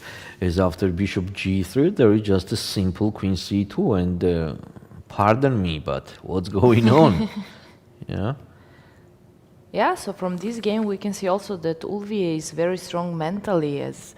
I mean, it's really hard and really tough when you play a tournament and you expect to win medals, or you play on first place and then to lose a game in a way she lost yesterday. But today she just played and very on the next good day to game. play with black against Monika Sochko after losing Exactly, the all game. these things are connected, and it shows actually that Ulviyya is doing great job, but also professional. Exactly, you have to have all of these qualities, not just over the board making good moves, but also to know how to recover after the game. Know how? Do I know?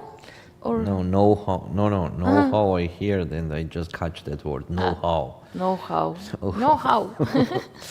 Okay, so yes, definitely. Just imagine her thoughts. So she lost the game.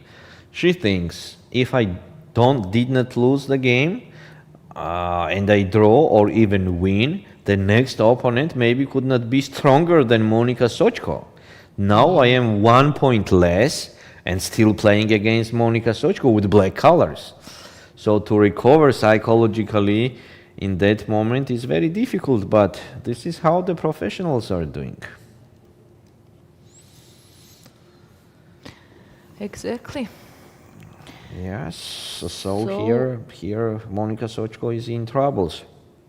Monika Sochko, let's check one more time.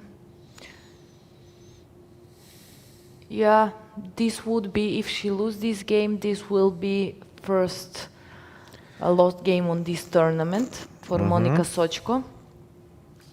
She was doing fine.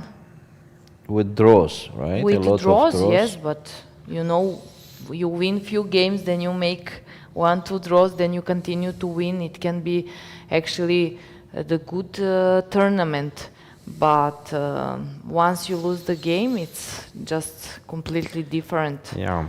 In the Swiss system, losing the game always is very painful and giving you absolutely different situation in the tournament. So Ulviyya is thinking here in this position, as we already suggest, g5 is a very strong move. So on g5, if white captures, let's consider this. Then rook dg5, that's very important. B takes g5, bishop takes g5, and just queen c2. So we gave the material back, but now the only side who is attacking this is black. g2 pawn is under the rest. The pawn is just moving, so it's just an excellent situation. So Ulviyya has to evaluate the things that she could sacrifice the exchange and the pawn on g5, but later getting a very big advantage. She has a time, she has more than 30 minutes, so she will use her time. Here is no worries connected to time. And here Meri played knight c6. How we can see easily from the beginning that Meri was okay with draw. She's okay. I understand that the position is like that also, but she has just a clear target. She has to do the draw. And tomorrow to play with white pieces, yes, and so to press. So. That kind of strategy always is useful when you clearly know what do you want. Actually, this is a question of the humanity, you know, what do I want? To understand what do you want. When you understand what do you want, what you actually want, then the solution will be there also. Here is Meri to move, so taking on d4 is possible, but it's not the best option because stay like that, it's a little bit passive. It's still it's okay, but it's a little bit passive.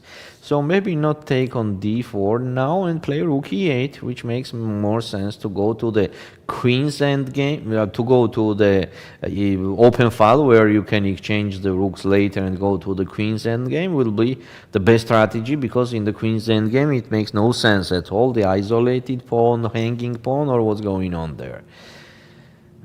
I mean, isolated pawn is not a weakness anymore in the queen's endgame. Yeah, rook e8 makes sense. And for example, on queen f4, just take on d4. Actually, rook d8 also possible to move back. I think everything goes to Rome here. Any move, because take on c6, queen d4, and we have to stay like this. Yeah, it will be a tough game still, because black has the chronicle problem, the statical problem on d5, which will be for whole game. So tough game for Meri, tough game. Here we have the same kind of thing. Nothing much has changed. Anna Ushenina is getting better and better. Also the time, pay your attention on the time. Laura has only 11 minutes and it is move number 15. Oh my gosh, 25 moves to do in 11 minutes, but that's how it was yesterday. That's how it was yesterday, and she won exactly there. Yesterday it worked very good, although Lela also helped her a bit with some decisions through the game in some critical point of the game. That's true. Next. Today she's playing against world champion. Yes, Anna Ushenina loves to use small details and small advantage. This is her style, to catch something, some objects, and then using that object till the end of the game. Next board, Ellen Roberts is almost winning here. That's a fact. It's because of the weakness of the king and the pawn down, she is almost winning.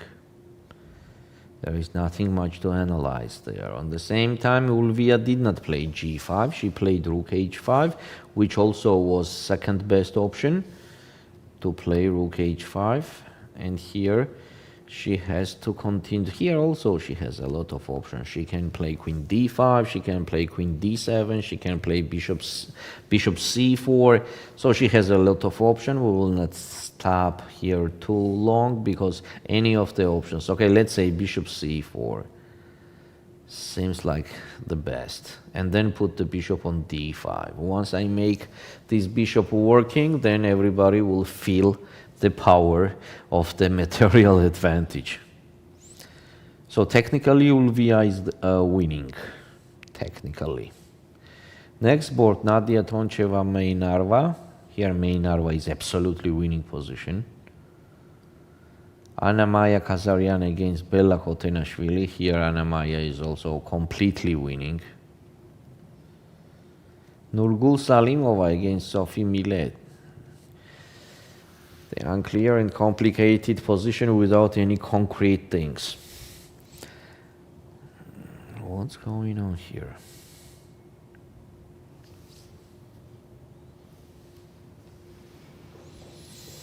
Maybe 10th board. Actually not 10th, I'm sorry, just to see one more time. Just imagine, no, I already got the excellent board. Just an excellent board. Look at the evaluation bar. White can play just simple f4. Yeah. And on queen c5, let's play f5. Simply. Just a good, comfortable advantage. Instead of that, white lost in one move. White lost in one move? I mean, she did such a big mistake that she is losing. She did queen b3. And Ulviyya is thinking, but look at the evaluation bar. Tell me your move for black. And that's only one move. In any other options, white has an advantage. What could be that Let move? me think a bit. Maybe something connected with knight d... No. I thought knight d5, and if you take queen f5 and something like that, I'm threatening queen b1 checkmate. Okay, okay. But not that. Just winning. What the... But I can take knight e4. Definitely. Knight takes e4. Good, good. And black is just winning. So if Ulviyya will play knight takes e4, she is just winning. So the point is that in case of f takes e4, queen takes e4, now queen b1 checkmate is hanging. The bishop c4 is the only move, yeah, to get out from the pin, the knight, make free the knight. But in that case, queen takes c4, queen takes c4, rook takes c4, a takes b4, a takes b4. On the next move, we're just taking on c3 and having two extra much pawns. better position and two extra pawns. Yeah, two extra pawns. Was such a huge blunder. Such a huge blunder. So at the end, if Ulviyya will play knight e4, this idea of rook a6, rook c6 will pay exactly. Yes. So a takes b4 is another option, but we just ignore everything and just take on b4 back. Now queen takes b4 does not work because of another crazy ideas. Knight takes c3. Bishop takes c3, as on b takes c3 there will be queen f5. And on queen e4 there will be queen a5 and game over on a1. So here knight takes c3, bishop takes c3, queen e3 check, rook d2, and rook a8. Oh, what a wonderful thing. We continue just piece down with black. We continue with just piece down. What a wonderful life. Yes, and white does not have any chance to protect the checkmate. Checkmate is hanging. Oh, Ulviyya smells that. She smells that there has to be something there. Let's see if she will do that. So one thing here, what is helpful is that if not knight e4, then black is in a bad position. Then they have to move back with the bishop, which gives the time to white, and some bishop f4 is coming, and so king b1 even, and white will be much better. So knight takes e4. That will be an excellent game if she captures on e4. That will be the position for the book. I think she will capture. She is fully concentrated, and she feels that there is something, or it should be something. So she will for sure check the knight e4 move. And actually, it's not so hard to calculate this. The only problem here is in this line, that you have to evaluate well. Knight takes e4, a takes b4, this line you have to evaluate well, that this, and this, it seems like that's it. White And rook a8. and rook a8. Just piece down, we are playing rook a8, and rook a1 is kind of unstoppable. Yeah, white could not support that square. But if she doesn't like this variation somehow, and she cannot estimate what to do and to like position more than... That's also another helpful thing for her, as everything goes to knight e4. I mean, she's kind of forced to play knight e4, which is actually not only solving the problem, but even winning the game. Yes. Okay. She's taking her time. Let's go ahead. Ellen Roberts. Yes, Ellen Roberts, that's it. We can say that Ellen Roberts won the game.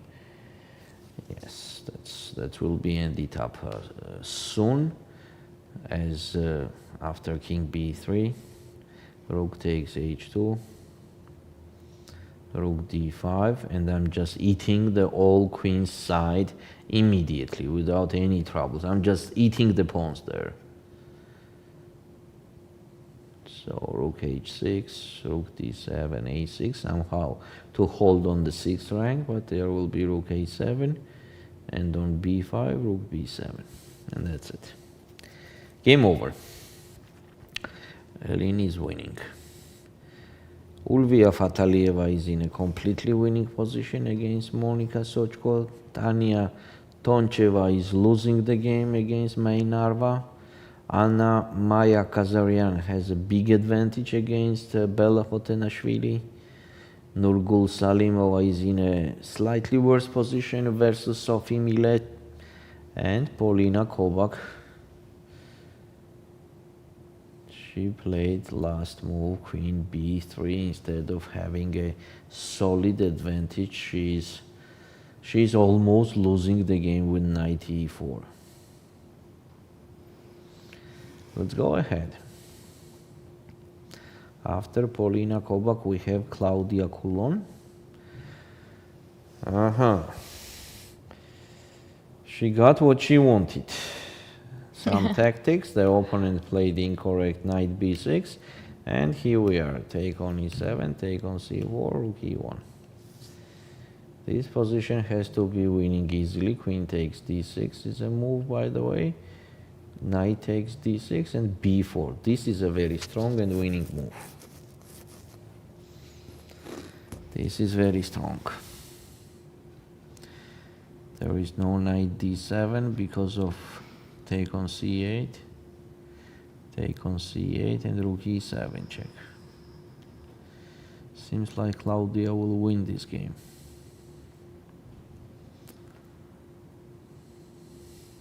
Okay, let's go back to the first board again.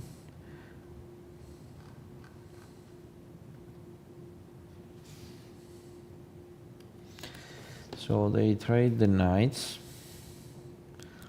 And rook e2 here, of course, to be active. Queen takes d5. Queen takes d5, rook takes d5, rook takes h2. Rook d6, rook h3. Take on a6. Take on g3. That could be big advantage for white. Then we have to do something else. So after queen takes d4, it means that we have to stay rook d8 then. I did not want that, but we have to. Yeah, and let's stay like that till the end. Let's stay like that till the end. That makes sense, because gaining the d5 pawn is possible only in one option, when the white will play c4. So here it will be very difficult to play c4 ever. So let's see. Here we have the same kind. I have a feeling they are not doing the moves in the second board because the position is the same all the time. Laura equalized her position. Well done. Yeah, Elin is just winning. Ulviyya is winning. Mai Narva Is winning. is winning. Anna Kazarian is winning. Wow, it started so slow, but so many. We will probably see many decisive results. I don't see a lot of draws.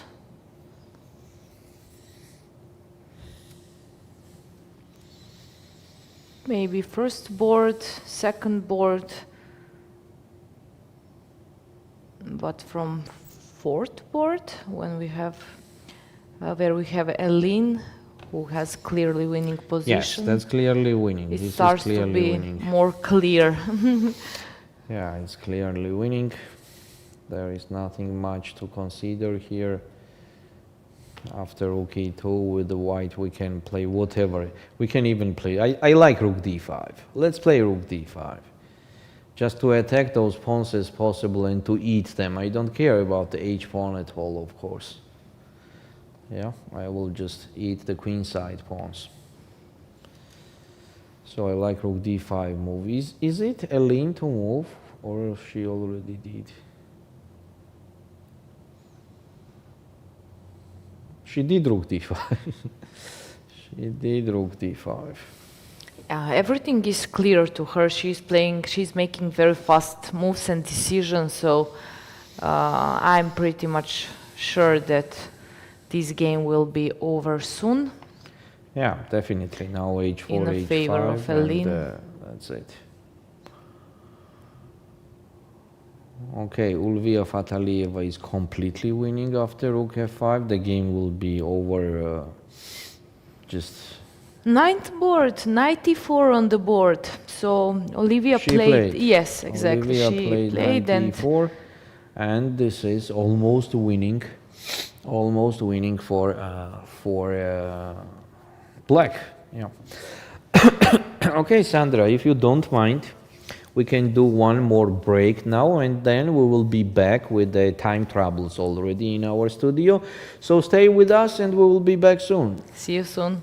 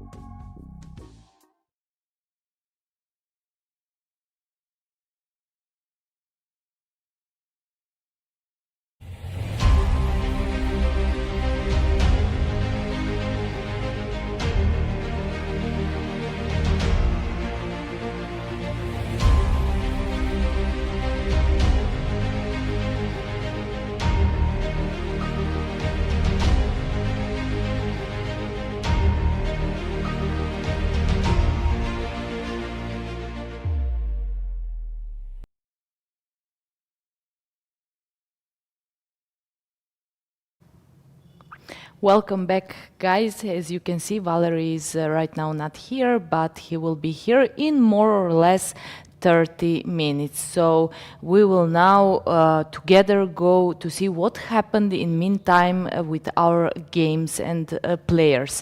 Let's start immediately from first board. We are entering to time troubles. We can see that Meri Arabidze have just like 1 minute and 50 seconds. Although, as we mentioned, the position looks like not so complicated to play in time trouble, as we have just queens and two rooks on the board. Of course, we said that it looks like the player who can play this position on a win is a Vega, but it looks quite equal position. The last move of Meri is Queen D6, and I think we said most of important details about the position and the result we can expect. Still, Valerie and me, we agree that this game most probably will end in a draw. But as we know, till the end of the game, while we don't see a handshake, everything can happen.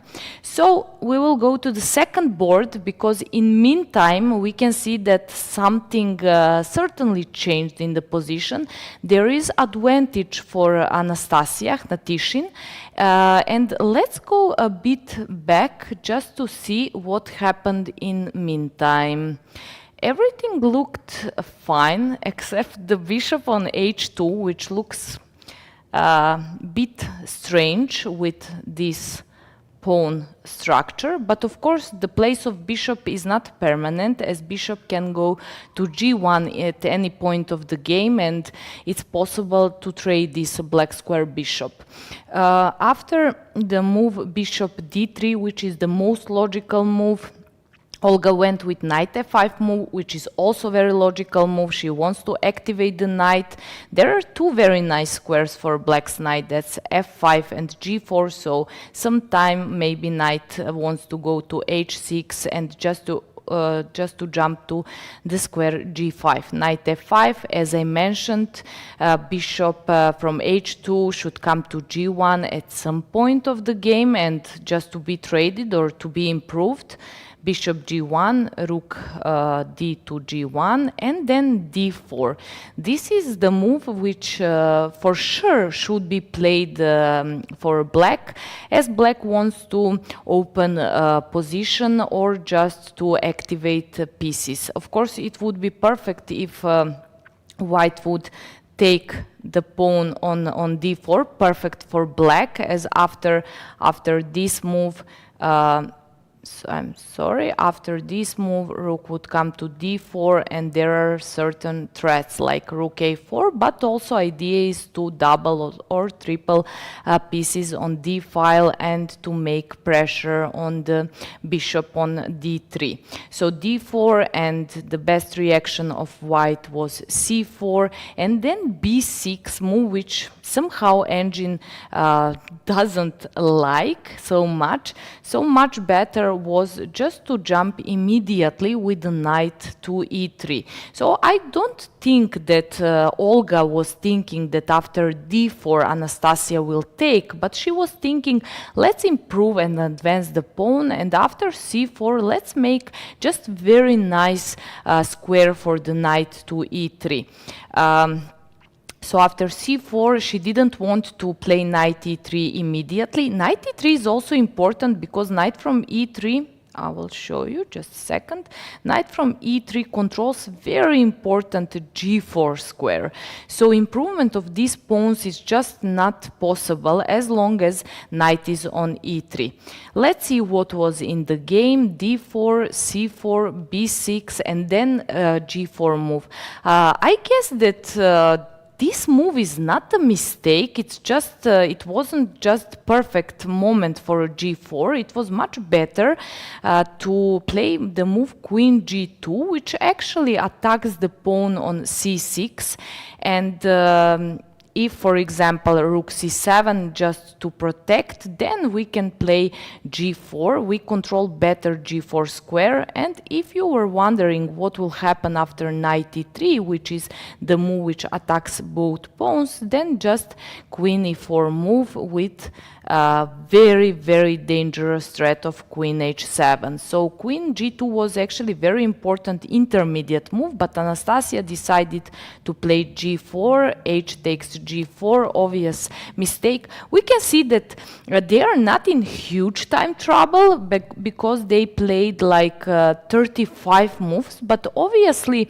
coming closer to time trouble, they started to make some mistakes.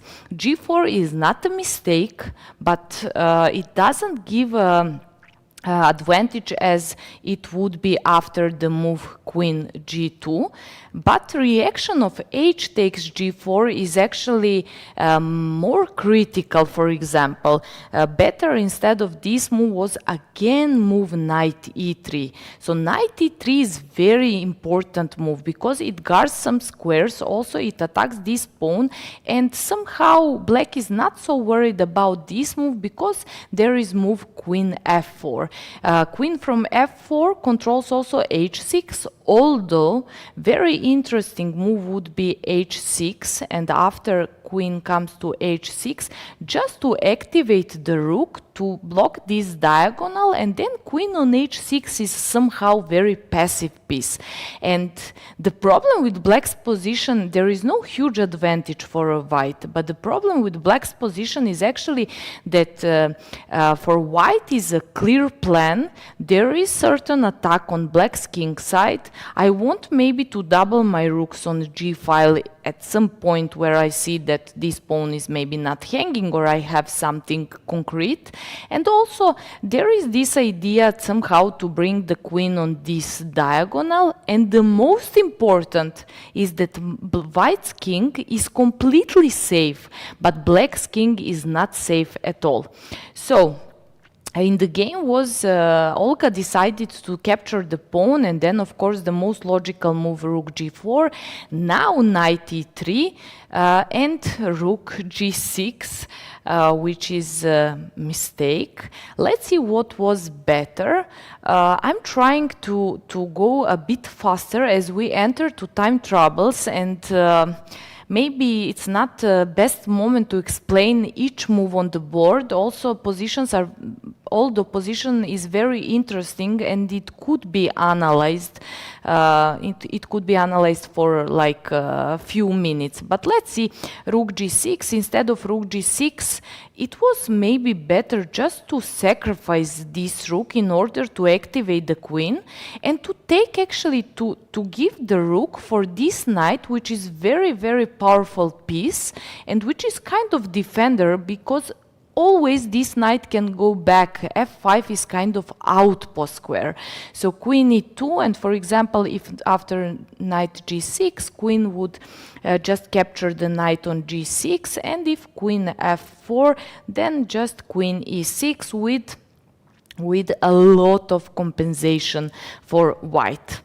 I understand that Anastasia didn't want to go to this position, because, as we mentioned many times, it's completely different when you play a game from here, from the studio. I really don't sacrifice anything, but there you say you don't just sacrifice a rook for a knight, but you sacrifice maybe gold, bronze, silver medal. Maybe you sacrifice your norm.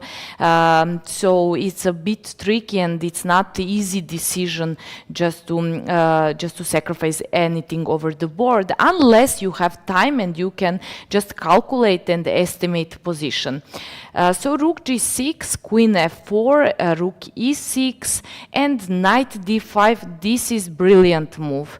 In such a time trouble to find the move as knight d5, it's not so easy. So there is nothing concrete basically, but after queen would be traded, for example, at this position, Anastasia is still thinking. But if she goes with queen f4, then knight would come to f4, and there is this double attack on the rook on e6 and bishop on d3, and just it's impossible to save a piece. So knight d5 is just a brilliant and amazing move, which Olga found in a kind of time trouble. And now I think Anastasia realized that her position is just not anymore the position which she had, and she has to find a way to keep equal position. And the only move which would keep equal position would be the move queen d1. Of course, also knight can come to b4, and then it starts to be really dangerous. Let's go very quick just to check what's happening on the other boards. So just a second. Okay, just a second.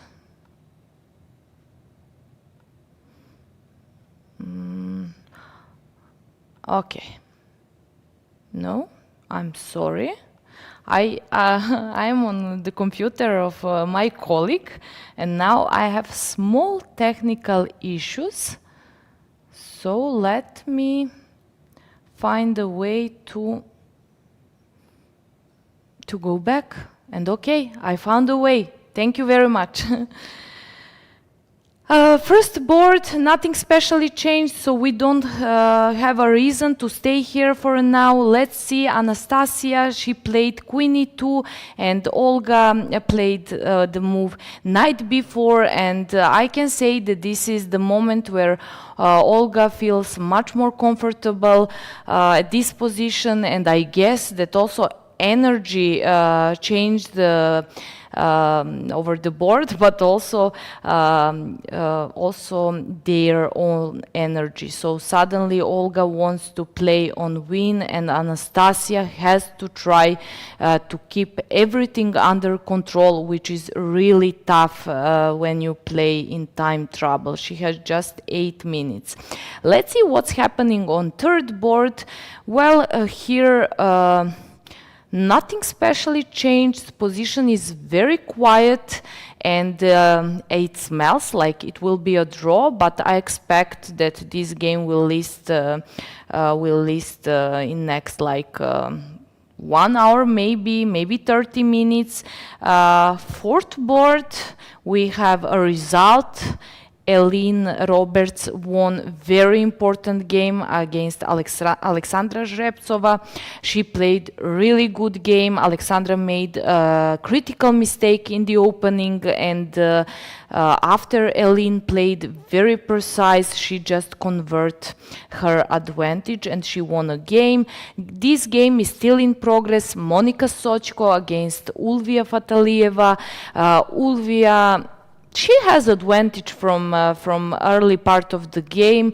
I think that her opponent Monika Sochko helped her, but you know, sometimes even though your opponent makes some mistake, you just have to play very good chess and to play very precise, especially on this level of tournament. So I'm somehow very proud on Ulviyya finding all brilliant moves, keeping advantage, and she is very close to win this game. And we were mentioning that yesterday just wasn't her day. She didn't play good game, and we can see that her mentality is just very strong. Let's go to another game. Nadia Toncheva. Well, Nadia Toncheva, she just made that critical mistake in early part of the game with no reason. Position was just stable, and it was very playable for white, but also for a black. She decided to go to some forced variation, which at the end of the day probably will work just for Mai Narva, but not for Nadia Toncheva. I'm going quick through these most important games because we have time troubles, and later on, when time troubles are finished, we can go and to see briefly what happened in meantime. Let's go very quick actually to second board just to see if Badelka used her opportunity to have advantage and to keep advantage. Obviously that didn't happen. Queen E2 was played by Anastasia, and we mentioned that this wasn't the move which can keep equal position. So Knight B4, perfect, the best move for black. King B1, Queen E3, again the best move for black. Rook D1, and then Queen E2 critical. I would not say mistake, it's just not the move which actually was keeping the advantage for black. And now I have a surprise. Valerie is back. Yes. Okay, yes, perfect. I had the small continue. troubles, technical issues. I'm happy that you're back. So, let's take a look at the first board, as I did not do it for a while, and it's just interesting what's going on. We have a time trouble here, right? No, exactly. That's it. I mean, that's the last move. That is the last move, but this black, and, position... 10 seconds. 10 yes. seconds. She has to capture on A3. and she did not. Oh, the huge mistake on the last move. The huge mistake on the last move. It was extremely necessary to capture on a3. King could not capture on a3 because of rook c8. Here black is winning at all. Instead of that, white has to play king a2. And actually black is okay here, queen a6. It's just an equal position. It's a very strange decision, but in the time trouble, queen b6 was played, which is a mistake, and after a takes b4, a takes b4, and rook c4, black is in real troubles. Rook c4 is a very strong move, dear chess friends here. Rook c4. This is what Meri blundered in the time trouble. And what to do here with black? The pawn is just going away. Oh, it's a huge problem. It's a huge problem. It's okay, what to say? Maybe rook b8. Somehow to hold the position with queen takes b6, rook takes b6, and on rook d4 to play rook b5. Yep. Okay. Okay, but still after rook c4, white has a big advantage. Valerie, I suggest to have a very quick break because we are expecting a guest here in studio, and perfect. Yeah, it's quite of important guest. So let's do a short break just to set up everything here so we can do interview. Sure.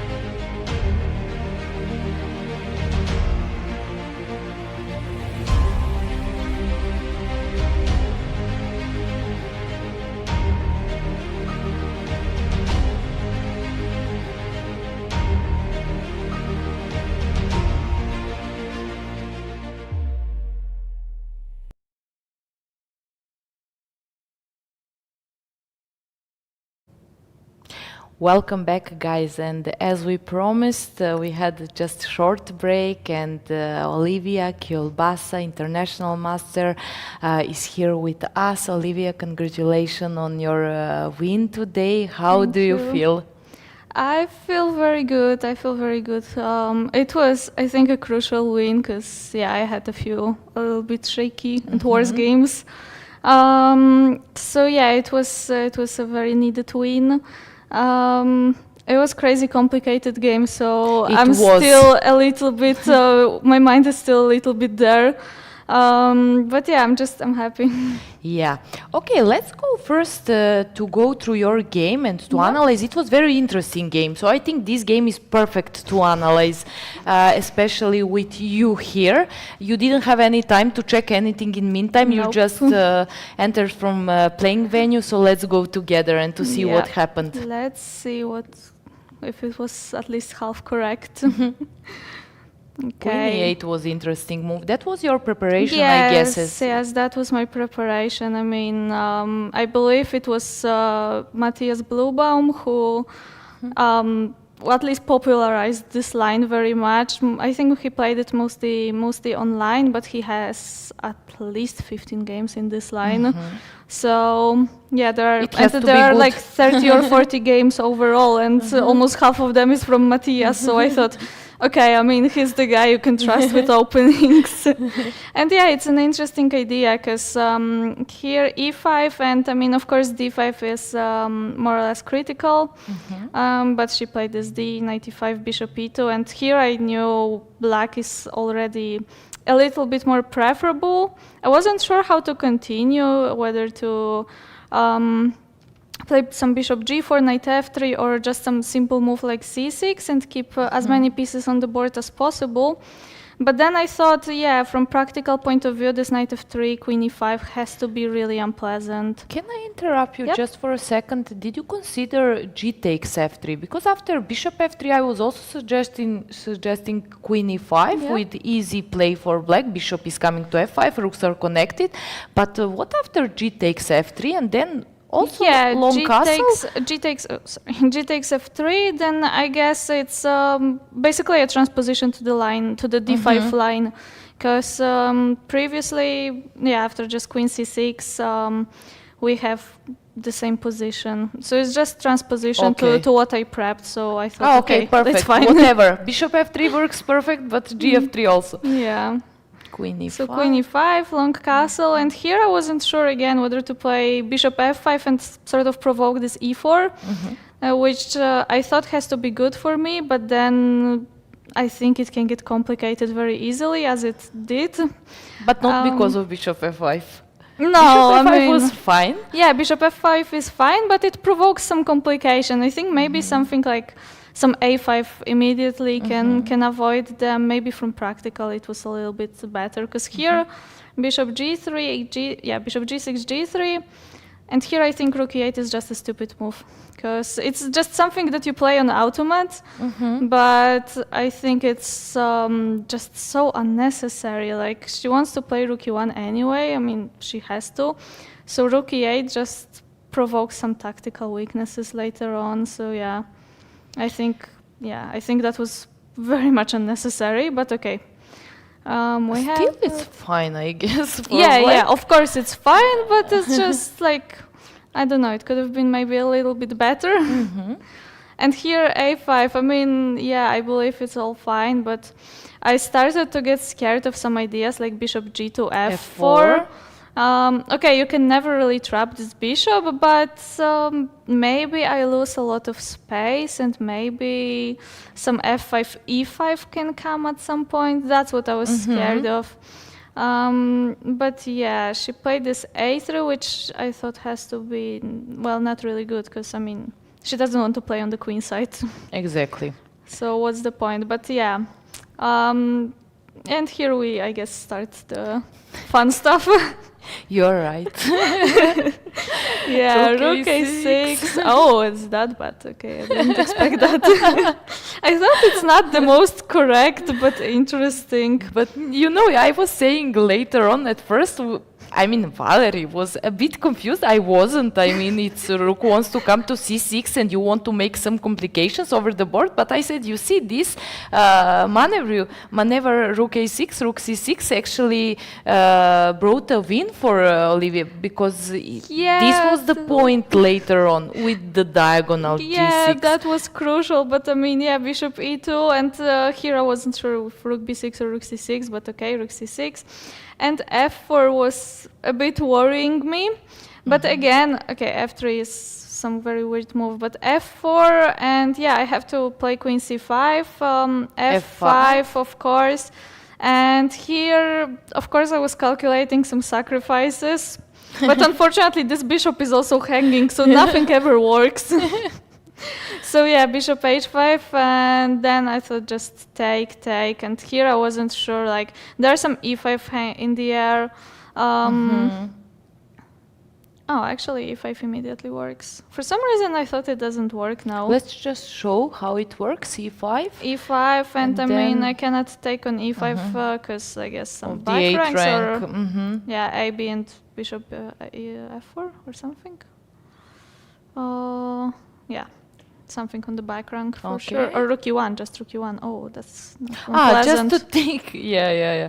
You cannot control 8 rank. It's actually very simple. Yeah, once when e5 comes, it looks very unpleasant unless you can punish it, and you cannot. And also with the knight on h5, it's just... yeah, it's just not good.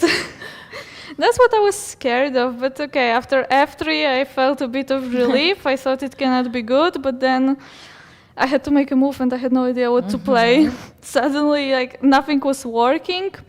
And I thought, yeah, what I did now is basically just a bluff. Because if she didn't play f3, I thought, okay, she doesn't want to play f4, so let's just play rook b8. And f4 now is even stronger, I think. But at least there were some weird lines sometimes where this rook on e8 was hanging. So let's move this rook from e8. Let's prevent something. Let's prevent something, and let's fake that I want to play some b5 and have some more threats. Yeah, I mean, that's also part of strategy. There are no threats here, but okay. And okay, queen b3, fortunately, is just a blunder. I would say quite a pretty one. But here I thought a4 cannot be good, but I couldn't figure out what to do. Yeah, Valerie asked me, Sandra, do you know which move here works for black, like at this position? And then I said something like knight d5 and then queen f5, but that doesn't work. And suddenly I see this knight d4, which is a very nice move. But also there are some crazy variations there after knight d4. I don't know how she replied after knight d4. Yeah, she took on b4, and now there's a bit of a struggle for black, because at first I wanted to play knight f2, but then there is b5, rook c5, and I think just I thought bishop c4 and queen f5, knight e4, and here I had no idea what move to make. Somehow it's all protected, although it feels, I know, it feels very sketchy for white still, but yeah, there is nothing. So then, yeah, I thought maybe like, I calculate, of course, knight d2, but then rook d2, and I still didn't know what move to make. Like queen f5, there's bishop d3. Yeah. Somehow it all felt more or less like fine. Nothing, like fine, but nothing. I didn't even think about AB, which I have to say, when I look at it now, is... Because now you look from white's perspective, so it's different. You're looking just to threats of black, and you find it, but... Yeah, after AB it seems more or less clear, I think. Yeah, this is nice. I have to say, I didn't really consider AB in the game. Okay, you had a tough game and you had to consider everything from early beginning, so at one point it's just... Yeah, but a4 is, knight f2. And here I actually had no idea how to evaluate this position. I thought it's more or less equal? Yeah, because there are soon going to be some exchanges. And yeah, I wasn't sure. Like queen d4, yeah, here she had to play f4, and f4 I have to play bishop e4, and well, suddenly I'm not sure. I'm not sure who's playing for a win, to be honest. Yeah, which pieces to choose at this position? Yeah, I think it's a bit more pleasant just on view for black, because this queen is on a3 and it looks so many black pieces around the king side, so I think it's easier practically to play this position as black. I'm gonna agree, because I mean, in general, it should be easier to attack than to defend, especially when we were both in time trouble. Yeah. So with white, it's really difficult to make moves, because I mean, they're just mating threats. But also with black, like the natural thing would be to want to play knight d3, but I mean, suddenly now this bishop is hanging, so there are just just different threats from both sides. But yeah, it's just so complicated. And okay, bishop g5 is just another cute blunder. Yeah, she just blundered knight d1, yes? I think queen e5. Because I mean, it's easy to forget that these two bishops are actually hanging. Like there can be some illusion that, well, one of them is protected. Yeah, because of knight on c3, that actually on e2 bishop is protected. Yeah. But it's not. Knight is pinned. And okay, the rest was just, I guess, easy. Yeah, here she has no move simply. And okay. Okay, perfect. Win is a win. So, and you also played good. Just from some moment you didn't have clear plan, and sometimes it can be hard then to find anything or to continue to play. You lost at the 6th round against Anastasia, and after that draw, and today won. So you won, and we have some comeback situation. I hope so. I hope so.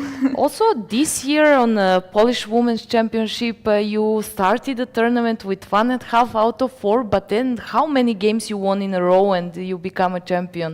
Yeah, it ended with 5 wins, but even this 1.5, like the first game of the tournament, after 40th move, so after control, I could win a piece in 3. And I went for it in time trouble, thinking there was so much like pressure that, well, didn't have to be there. But yeah, I never had medal. I heard constantly like, how is it possible that I have some European medals, but in nationals, like I cannot do anything. So there was like this such a big pressure to get at least some medal. I didn't care what, but I just wanted to get some medal. Just give me a medal. Just let me breathe a little bit in this tournament. So yeah, when it started with this loss, I thought, I had all sorts of thoughts. What helps you the most, or who helps you the most when these kind of things happen on the tournament, when tournament doesn't start well, when you have some very painful loss or something like that, to continue? Because you're there and you have to continue to play. Okay. First of all, I have some, I don't know, let's call it a saying, that I keep telling myself during almost every game, that no matter how bad or how good I think it is, it's never that easy. So literally in any position, if you think you're lost, you're most probably gonna get a chance to at least fight, to at least make it complicated, and then like 1 out of a few, you're gonna get something, at least half a point from it. And the same goes for when you're much better. I mean, there will always happen some complications, something unexpected. So this keeps me in the moment. It doesn't let me relax. Well, in these past nationals, I told myself that this is the tournament that has many ups and downs from every player, and everyone does such weird things. Like, that's true. It feels like no one plays at max of their abilities. So I thought, okay, one loss this or here or there, it's okay. It doesn't really change anything. Then after 4th round, when I was on the medal position, but from the wrong side of the table.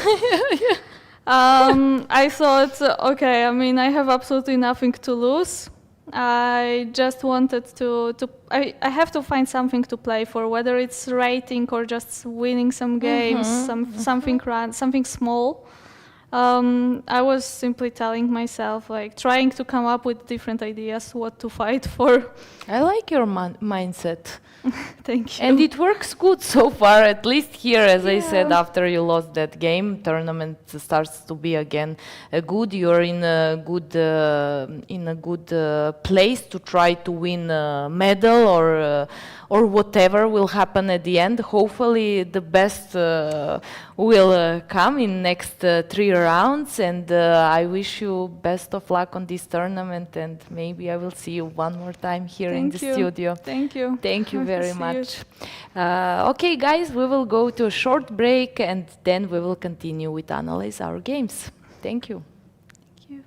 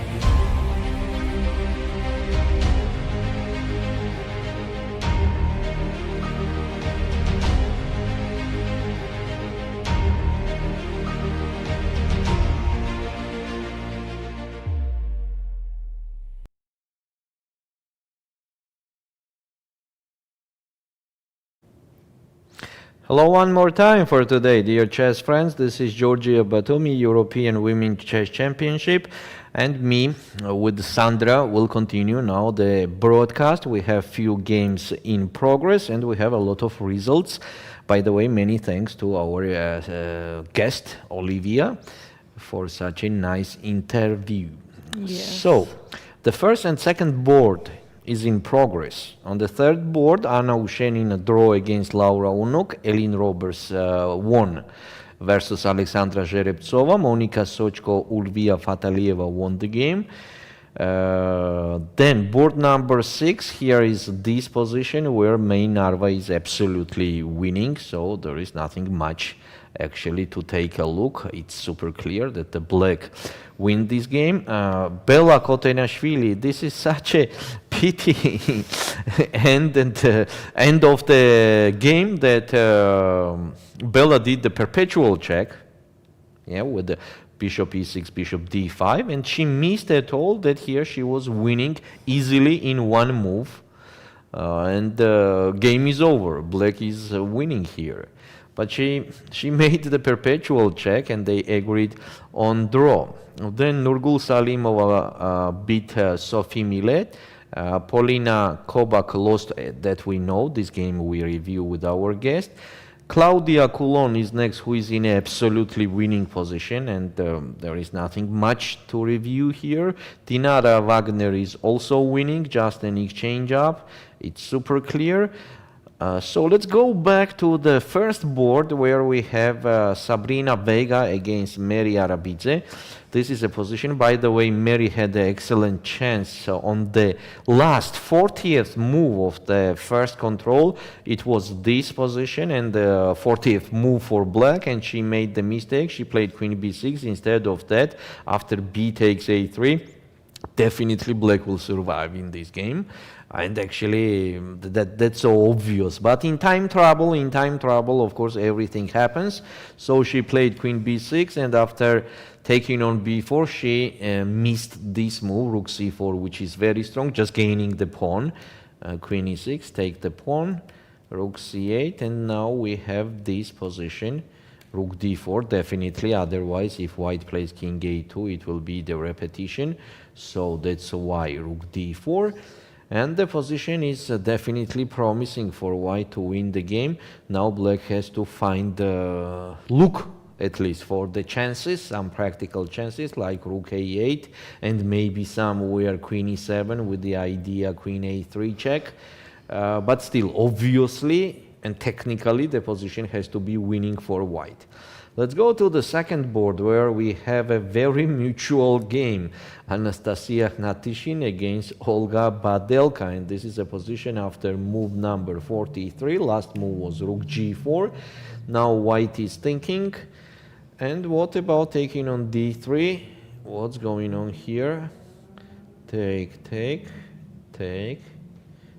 on c4 and rook d7. Okay, it has to be draw, just a simple draw, as on rook takes a4, just e6 could be even dangerous. So instead of rook takes a4, maybe it's better to play rook e4 here with the black. On rook g1, play rook f7. And on rook d8, play king h7, rook h1, king g6, rook d6, king f5, rook takes c6, and maybe just g5. Yeah, it's very close to draw. Yes, actually. but from the moment I sat on that board, I entered to bullet mode. So I tried to go so fast through as many games I can because it was crazy time travel and some of crazy positions. And we... Pardon me that I was not with you for that moment. Yeah, because I will forgive you today. Definitely, when there are two of us, it is much easier to do. When you are alone, it is just almost impossible. Almost impossible to review everything. Yes, I agree. But now maybe we can go back. I mean this game, but just a bit back, just to see what happened, because there were some critical moments in the game where Anastasia had advantage and then Olga. Okay. And just to see where Let's take both a of look. them missed their advantages. b6 was a bad move. Instead of b6, it was extremely necessary to play knight e3 because b6 is giving queen g2. Exactly. After queen g2, c6 pawn is hanging, and if black tries to play something like c5, then after g4, it's just a huge attack there for free. Instead of that, white played g4 immediately, h takes g4, rook takes g4, knight e3, rook g6. Again, it was much better to play such a unexpected move like queen e2. But the idea is queen f3, queen e4, either to sacrifice the rook. This and queen e6 is hanging. That's a problem. And here, just take everything. It's full compensation for white, and king is safe, and very good chances for white to win. Instead of that, Anastasia played rook g6, queen takes f4, rook takes e6, knight d5, amazing. Yes, and it's queen amazing. e2, mistake immediately. It was just, again, extremely necessary to play queen d1, and on knight b4 check, just king a1. And white is minus plus, okay. Instead of that, she played queen e2. Knight b4 check, king b1, queen e3. Now it seems black is winning. Yes, so I didn't see d1, where she missed. Queen takes e2 is a mistake. Instead of queen takes e2, it was just the obvious rook df7. The last move, by the way, of the first time control. Which happens actually very often, that at 40th move you make a mistake. Not critical, but sometimes you lose advantage, sometimes you lose the game because of that move, and that's really pity, but it happens very often. It's not unusual to make a mistake at the last move before the time control. Yeah, that's true, that's true. Let's see what happened later after queen takes e2. Bishop takes e2, d3, bishop h5, and now it goes to the equal position. Wait, is this the last moment? Yes, And b3 was last they move. have Instead time. of bishop takes d3, it was b3. Black has a lot of options now. I think the best is just to play rook g, just to eat that pawn. Just to eat that pawn. And in case of rook e1, there will be d2. And I'm eating this pawn anyway, so rook h1. Why not rook takes e5? What's wrong? Of course I can do that. Rook takes d2. Rook e6, yes. Bishop h7. King f7, that will be rook d7 there. Very unpleasant. So king h8, and let's do the perpetual here. As bishop f5 makes no sense because of rook h6. So that's why white is forced. I think it is very close to draw. Here is multiple different options, but the position, as we see, when each line gives you the draw in the end, it means that the position obviously is drawish. What we can say on the first board, Vega is doing the excellent moves. Rook d4, rook a8, and queen c3. Yes, queen c3 is a very strong move. Vega on fire in the last few days. And by the way, if she is winning today, then she is solo leader of the solo leader of the tournament. Yeah. Yeah. So what to do with the black here? Maybe queen e7, threatening the check here. Rook a4, and we don't have to trade the rooks. But where to go? Maybe on b8, yeah, just a random place. Yeah, nothing is changing in evaluation. White is technically winning. Let's see. Let's take a quick look at other boards. Board number 10, where Claudia Coulon is playing, still playing this position, where she is absolutely winning. The last move was king e4.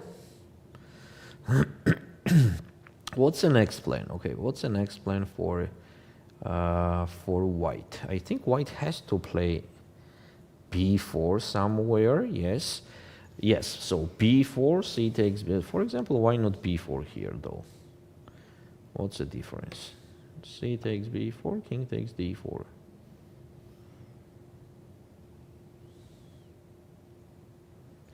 Then I will go and take b pawn.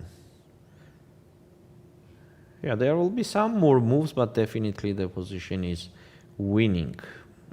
Dinara Wagner. Here also the same thing happening. Will win the game. Yes, definitely. Enough pawns, and she can convert her material advantage in kind of easy way. Rook f7 is also somewhere in the air. As option, threatening rook f8, and then to... Yeah, the position is completely winning. Actually, no, rook f7 is just stupid move.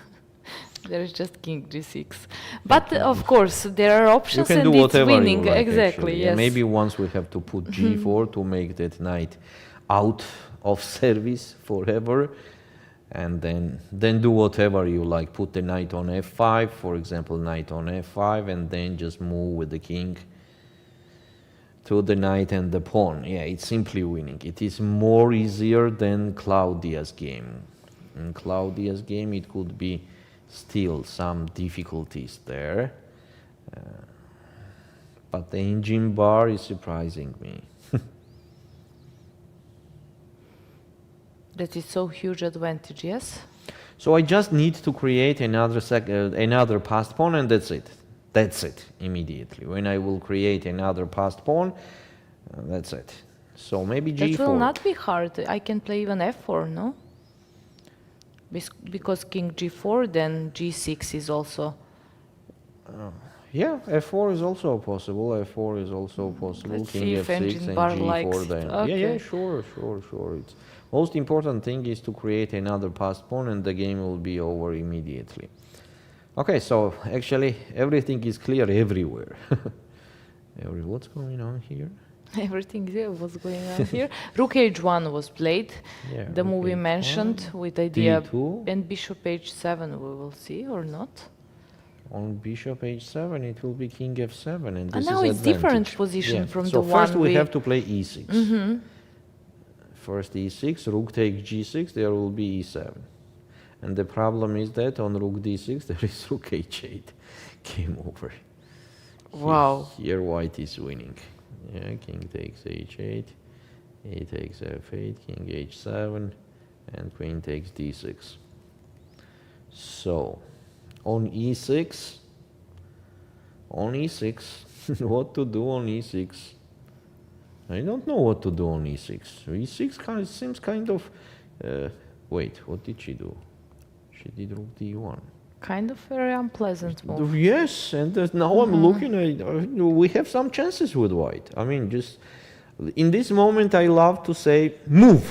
to the opponent. Let's move. What are you doing? On rook g6, it's very powerful. e7, and black is forced to play rook e8. Rook takes g6, rook e7, and okay, let's play this position, right? Rook d1, Right. rook e1, and rook g1.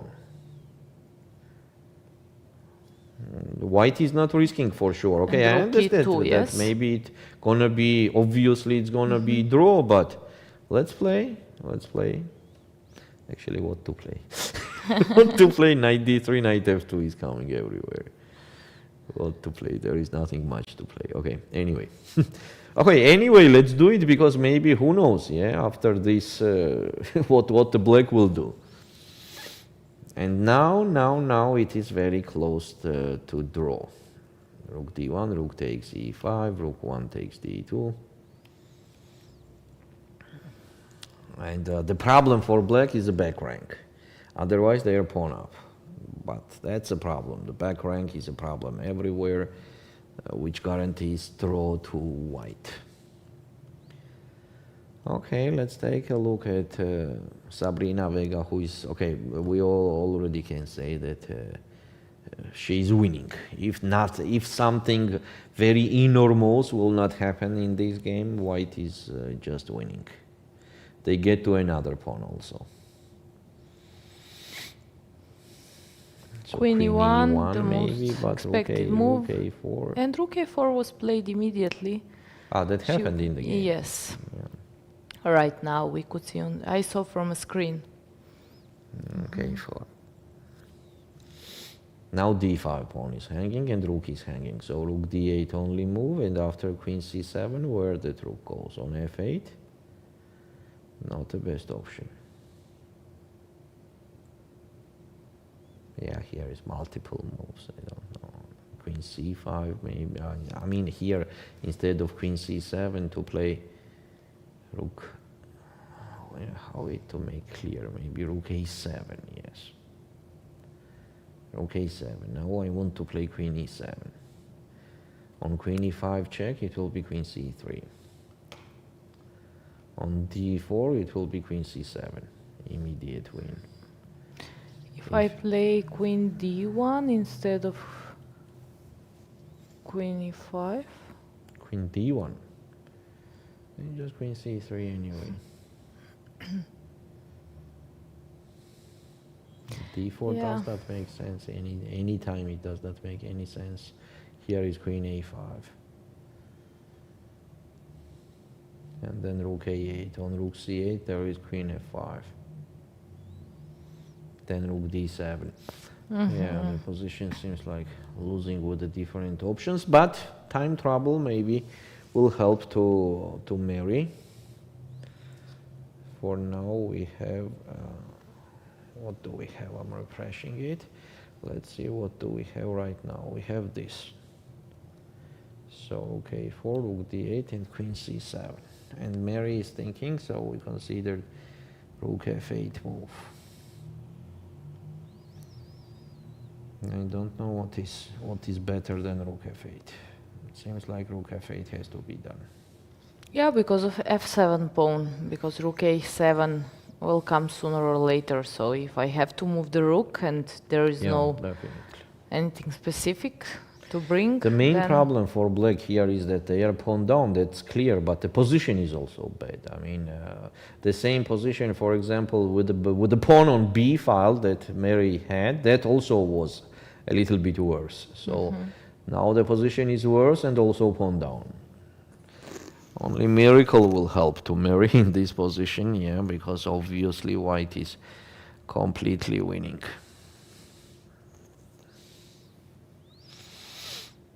She's taking her time. Okay, let's take a quick look at Anastasia against Olga.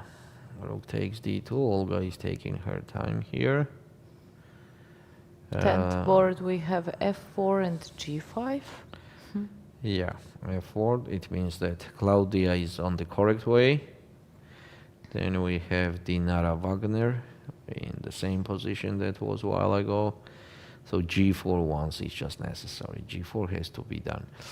Okay, and that's it. That's it, nothing left. So let's go back to Meri again. On queen c7. She has 13 minutes, so she could use her time. Here Olga Badelka is thinking. She has only 5 minutes on the clock. So what is she considering that she is thinking so much?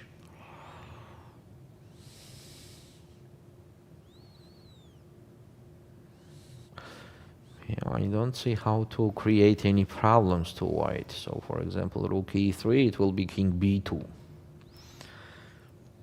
Then on rook g3 makes no sense, just rook e6. And white is just waiting. White is just waiting. It's like bishop rook on g6 h4. is very powerful, but also knight on b4. Yeah, both So of them. For example, rook d8 to run with the king. where? On f8 after bishop And then? h7 check. Aha. But I don't have to I mean, give not a check. on You f8, cannot but improve f7. the position if I don't So give a for check. example, rook he2, now I want to checkmate there. Have to go back.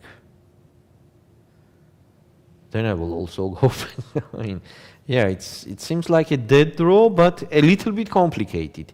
It's not like it is super clear. So she played rook e1 check, king b2, and rook f1. That makes sense. Next move, she wants to play rook f6. But even then, it's, I mean, what are we doing then? Okay, rook f6, but then what to do?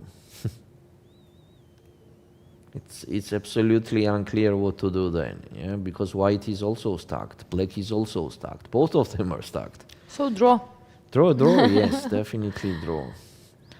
Okay, here Meri played rook e8, and on rook a7 she played queen e6. Queen f4 seems to me very sympathetic move.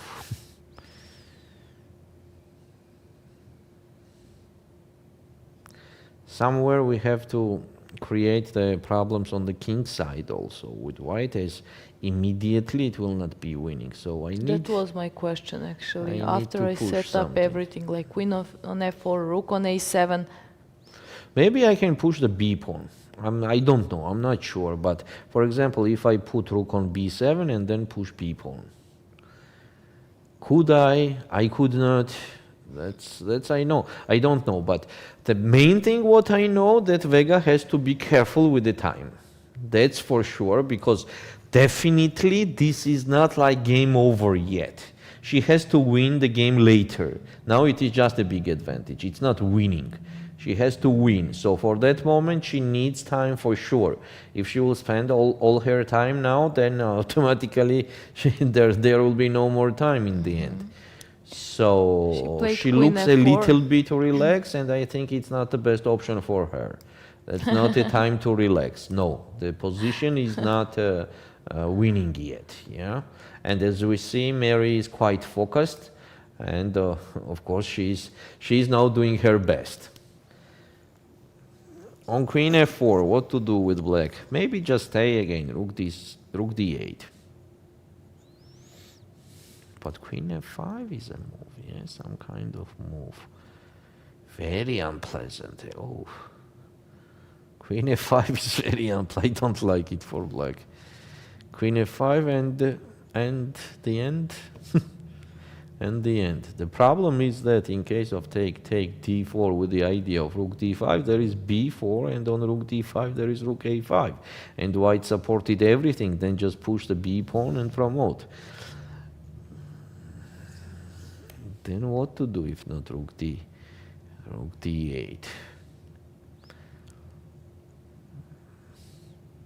The engine suggesting g6, but I will never play that on my own with black. Me neither. But I find these positions as not easy to to win and convert advantage. For me personally, if white will not trade something immediately, the very good part for white is that any trade is good for them. Any trade, either queen or rook, any of them is just immediately winning. Queen's endgame simply winning, rook's endgame simply winning. So that gives an extra advantage to white's position. So this is what I don't like actually, that queen f5 on rook d8. So it means that black has to play rook f8, that on queen f5 to move with the queen on e3 or e3, then yes, e3.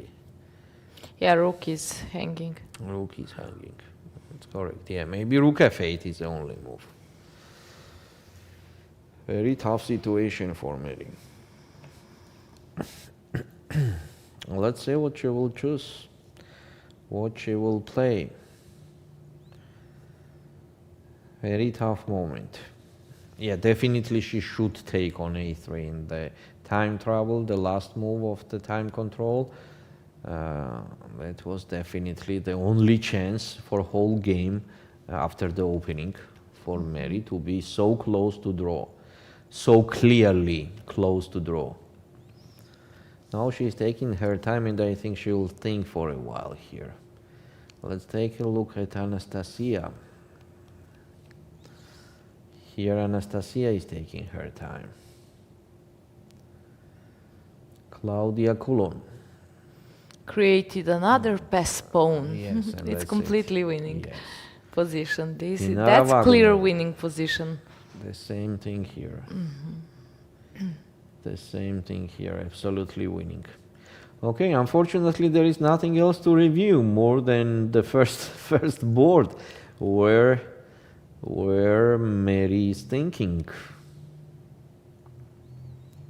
She has 10 minutes on the clock. So one more time, the problem is queen f5. Queen f5, that the white is forcing black to trade the queens, and after trading it will be a huge advantage. I mean, almost winning, as it is black to move and black has to leave the e file. For example, now here immediately queen f5 is not a good option because take, and rook e5 gives some chances to black to survive. But it is black to move and they have to move the rook. What else to move? Queen does not have any squares. Queen just stacked, could not go anywhere because of f7 pawn. d4 makes no sense by itself, so maybe king f8. King f8 could be. Let's see. No, that the move like king f8 is Not easy to absolutely- make this kind of move. But possible that it is the best option in the position. King f8 or rook f8. There is no more Exactly. moves. Once you Rook realize f8, what's the indeed, problem, rook f8. then you will play one of these two moves. Rook f8. Yeah. So after that, how to improve with white? Okay, let's push b4. What the black will do after b4? So queen c6, for example, and rook c7. Queen b5. It's not so easy, by the way. It's to not. win. It's That's not why I easy, say I you would know? not count sitting over the board there and having this position as white. Actually, I would think that I will try, and finally I will enter to time trouble, Yeah, and it will that's be true, that's impossible. true, That's. so- I think it's very unpleasant to play Yeah. queen's endgame, but The also time queen factor rook is against queen and decisive rook, in this game. The time factor will be decisive. and nerves. Nerves, yeah. So maybe somehow try to push g5 with white. H takes g5, queen takes g5. But simple rook e8. Now some queen e5s are hanging also. Just in case I have that. Yeah, so, okay, if we make it more clear, if white is not trading any of the piece, then it will be almost impossible to win. Yeah, it's just necessary to trade the queen or the rook. So we have to think how to do it. how to do it. So maybe let's make the move like rook b7 that nobody understands why am I doing that. Include me. You want to support b4, which maybe will be possible. Actually, it's possible, just we don't know still if it's So for the best example, idea. no. Wait a Rook sec. b8. First of all, I want rook b8. b8. Yes. Yeah, now I get First of all, I want rook b8. So if black plays queen c8, then I'll play queen c7. Ah, here we are. Okay, And on that's queen e6 improvement. back, then rook b8, or here even queen e7 is possible. Here even queen e7 is possible, and on queen c6 it will be rook d7, and now I will gain another pawn. Yeah, this is more precise than rook b8. Yeah. Because maybe there is queen f6. I don't know. Probably queen On rook f6 works b8 or there it is doesn't queen work. f6, Yeah. king. And I can just king capture a2. a pawn. Yes, but how you can't. If you capture, there is checkmate on the 8th rank. Ah, there is queen d8. Yeah. And if you take here, then just take king h7 and queen c8. Tricky move. If you take on f3, Queen I'll take queen f5. f5 check. Are you sure? I'm not. I'm sure. What's going on? Draw. I'm not sure. Okay, we can just ignore that because black does not have actually extra pawn for now. There is no passed pawn on the king side, and b pawn is most decisive thing here. Let's go to the second board. Something happened. Yes. What? I don't know. What? Let's see What? what's What? the problem. What's going on? Rook takes g6. Rook takes g6, knight d3 check, and knight f4. King c3 and knight f4. Bye bye. Oh, it's immediately game. Rook's endgame is just immediately game over because, for example, rook g2 just take. Rook f3 check once, why not? And when the king goes here, c5, then rook on f6. So king is cut and just push the g pawn. Oh my god. So what does it mean that Simply technical. Olga Badelka is winning this game? She took.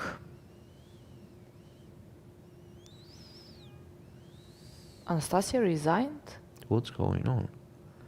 Or she offered a draw? What? Wow.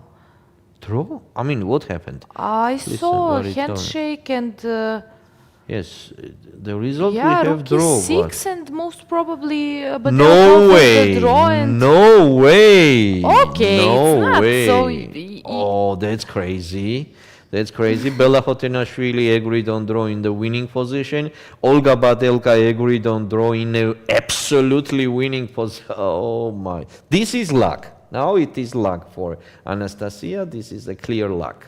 But okay, Anastasia also had better position, so Yes, it's but you part know of it is luck very for important who Badelka will coming do the to this position. last mistake. This I is very don't count important. like that. I think draw is fine because the game Oh, was the ups winning and downs we had at this game from the time Just trouble. last one move.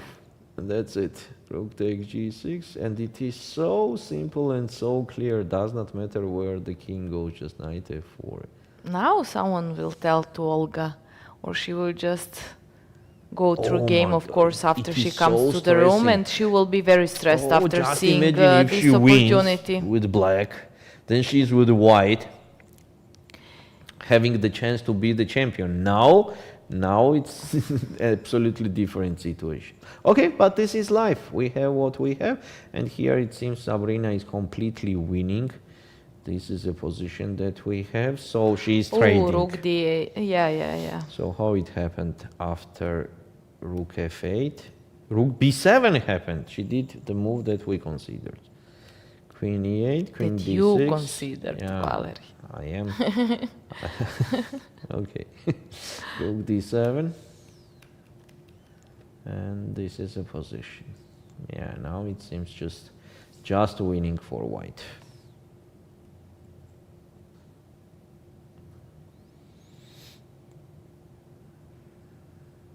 I don't know even what move to suggest. It's just game over. Yeah, because rook d8, the queen's endgame will be just winning. So what Yeah, move to play? if What Badelka move won to the play? game, she would share the first place before this game will be finished. Of course, if Sabrina wins the game, she will be the solo leader Yes. with that's 7 true. points. But So the main problem here for black is that the white is just taking on d5. Just taking on d5. So like queen takes d6, then rook takes d6 on f5. What to say? Just take I this. can just take.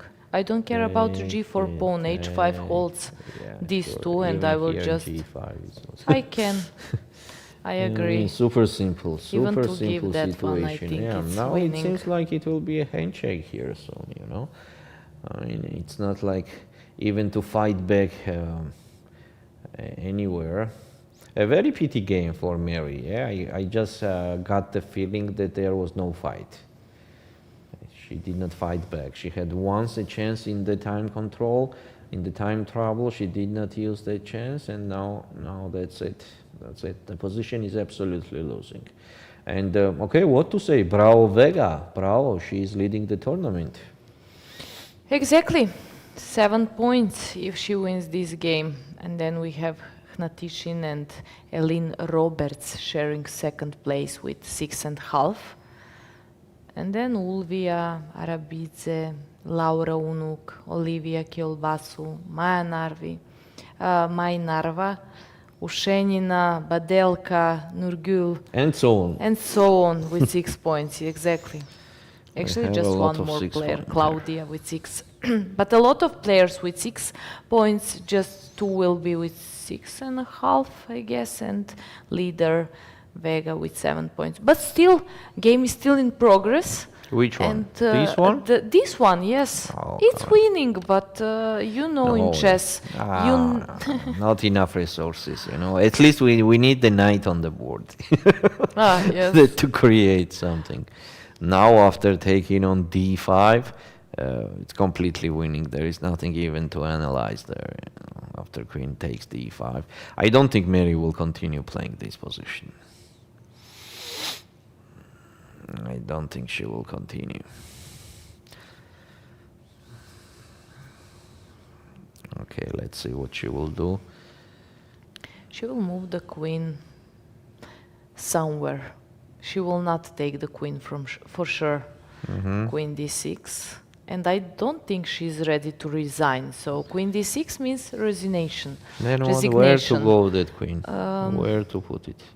Well, I mean, just where to put it, on queen e3 or something like that. yeah, Queen the takes problem d5 is f7 and, also pawn, and now I will definitely push b pawn till the end, right? Yeah. Okay, we have what we have. We have the solo leader of the tournament, and this is Sabrina Vega with how many points? 7, 7 right? points. 7 out of 8. And then 6.5 pointers. We have Hnatishin and Elin Roberts. exactly. Yeah, and could Exactly. be Olga Badelka instead of Hnatishin Anastasia, but we have Hnatishin. Yeah. Now that thought comes to her head. That's it. This is the end. When I'm looking to Meri. Yeah.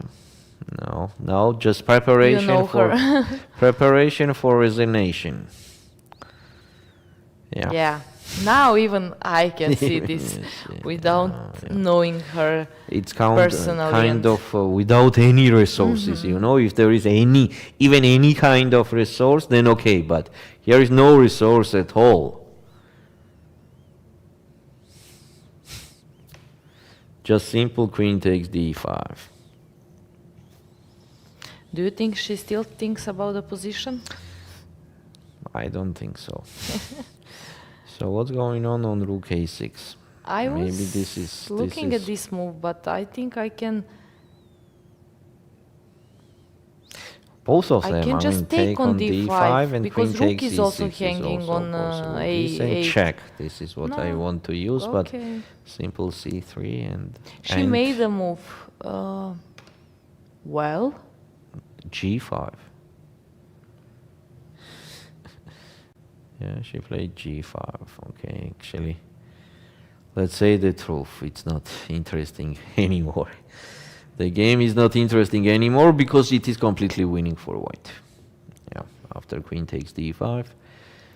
Dinara Wagner, she is closer to finish her game. So that's it. That's it. Okay.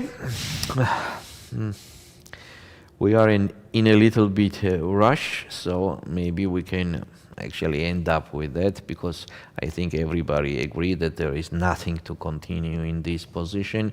The white is completely winning without any resources, without any chance. Yeah, unfortunately, but this is life. What to say? What to say? I don't wish to be in Olga Badelka's position today. Yeah, Right because now. it's just. She probably I think she heard already in knows. meantime, or she already knows. Yes. So our round number 8 is still to the end. So thank you for watching us, and see you tomorrow. See you tomorrow.